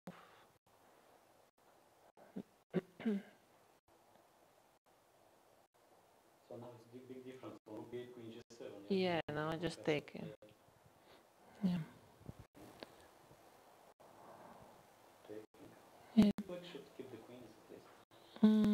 Trying to move the pawns e5, f5, f4. Yeah, but I play f3 probably and queen on d4 and b4 very fast. I mean, somehow. No time to. Maybe it's possible. No, but maybe I can play queen d4 first, just not to give any chance. Maybe queen d4 and then I don't know. No time for. Yeah.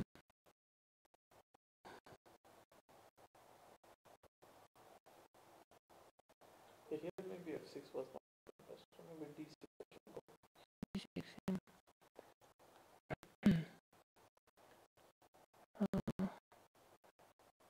Here I was playing b3 again, but probably even f3 is not so bad because now e5 I take and b3. No, takes on.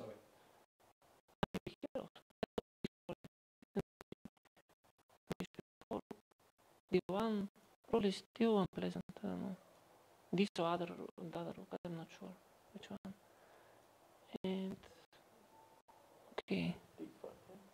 Yeah, because with the pawn on f6, the same position, you could play bishop c6 and king f7, and somehow here should be somehow dangerous also.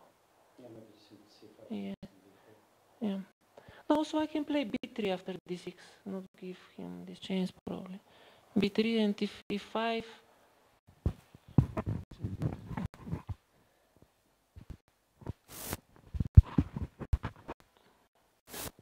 If e5, I thought bishop b2. Yeah. I just stay with knight on c5 probably. Yeah. Okay, but I will put b4 probably. Okay, so bishop 8. No any tactics connected with that. It's possible also, yeah. There's no f6. Yeah. And breaking the structure. Yeah, it's possible. Yeah.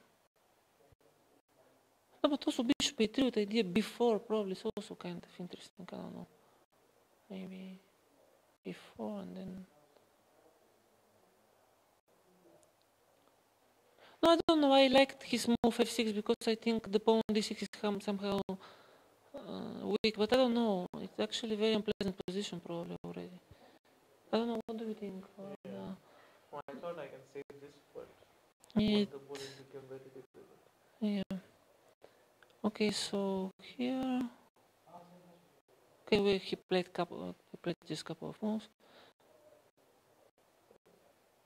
I think in general I had. Yeah, maybe I should go knight f7 first.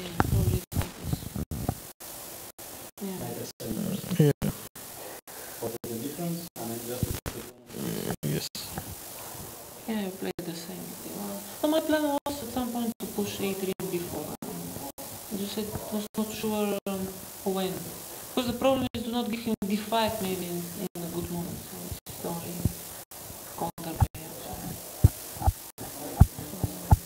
I don't know, I'll go slowly, maybe kick it to f4 maybe at some point. Because now my d5 will not be that weak. Yes, yes. No, I think this was maybe better chance to keep it. But still it's very passive. Then I'll push f4, g4 maybe. Still, yeah, I don't know. So now try something on g5 and h5.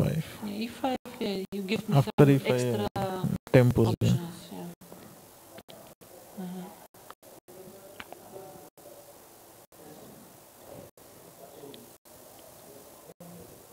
Okay, so here we just write some moves. RB2. Yeah, f5 was. Yeah, no, but my plan here was just to play probably at some point bishop d1, bishop c2, then a3, and just, or even the other plan was bishop b3, rook b2, then bishop on c3 somehow, and then go back with the rook on d2, and then a3 b4, just unstoppable probably. So, yeah, a5 is dangerous, but I mean, black wants some counterplay. G3. Yeah, maybe here itself I should go g5. Yeah, g5 I was planning to play probably f4. I was not sure, but I was thinking about it. So now king g7.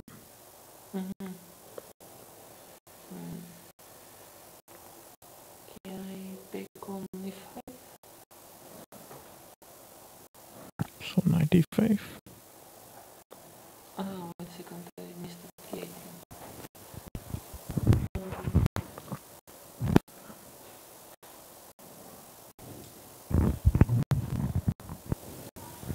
Okay, at least here you have some. Yeah, some counter. Some counterplay, but still it's very unpleasant. But probably you should go for something. Yes. And,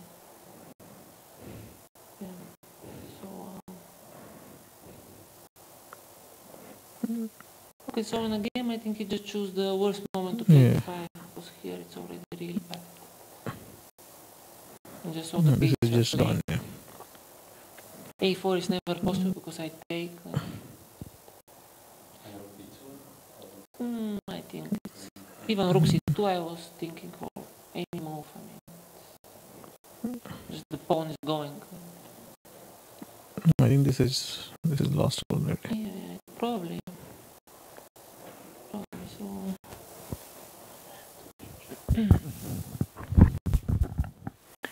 So here I think it's just close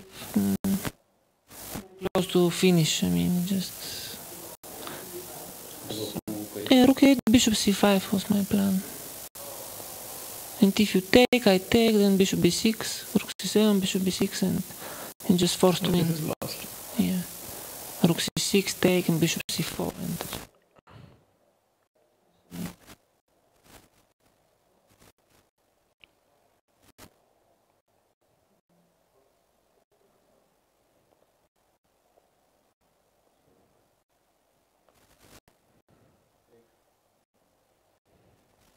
this was kind of relaxing.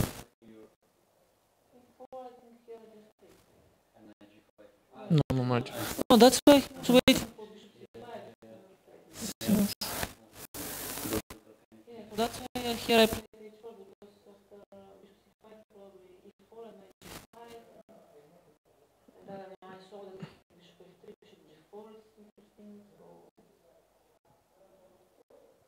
probably somehow winning. Yeah, I think it's still lost. But I didn't want to give h4 is good move, I think.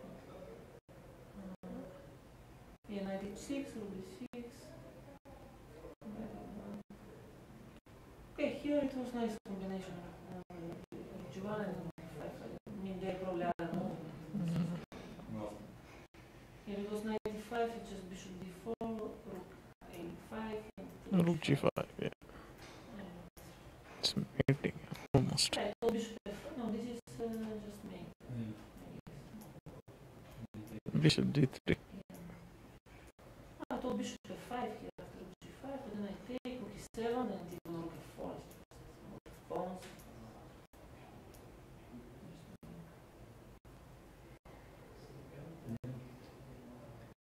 Okay.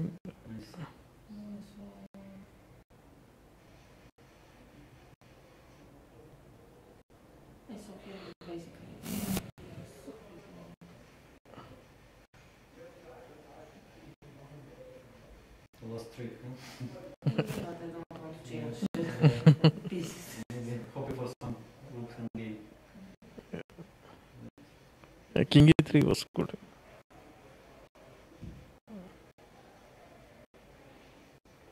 I was just hoping for Rook D4 last chance. Yeah.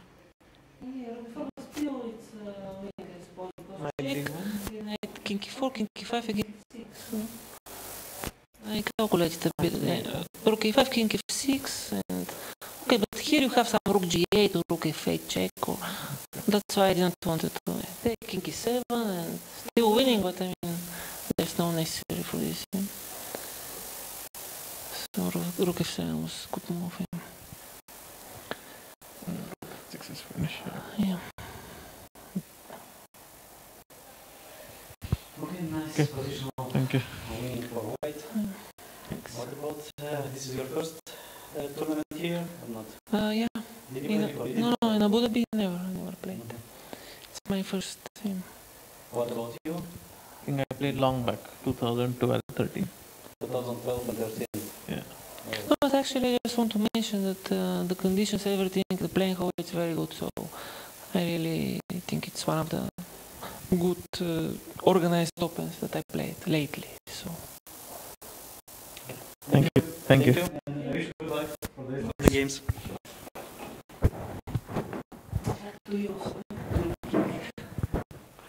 Working with kids.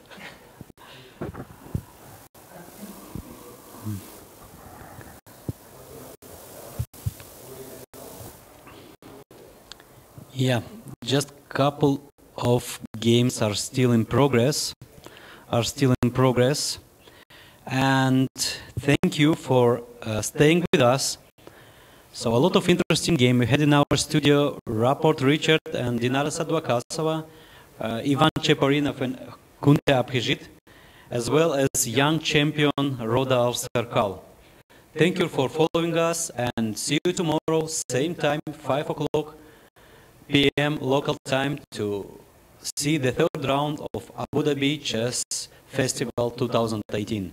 Thank you and bye-bye.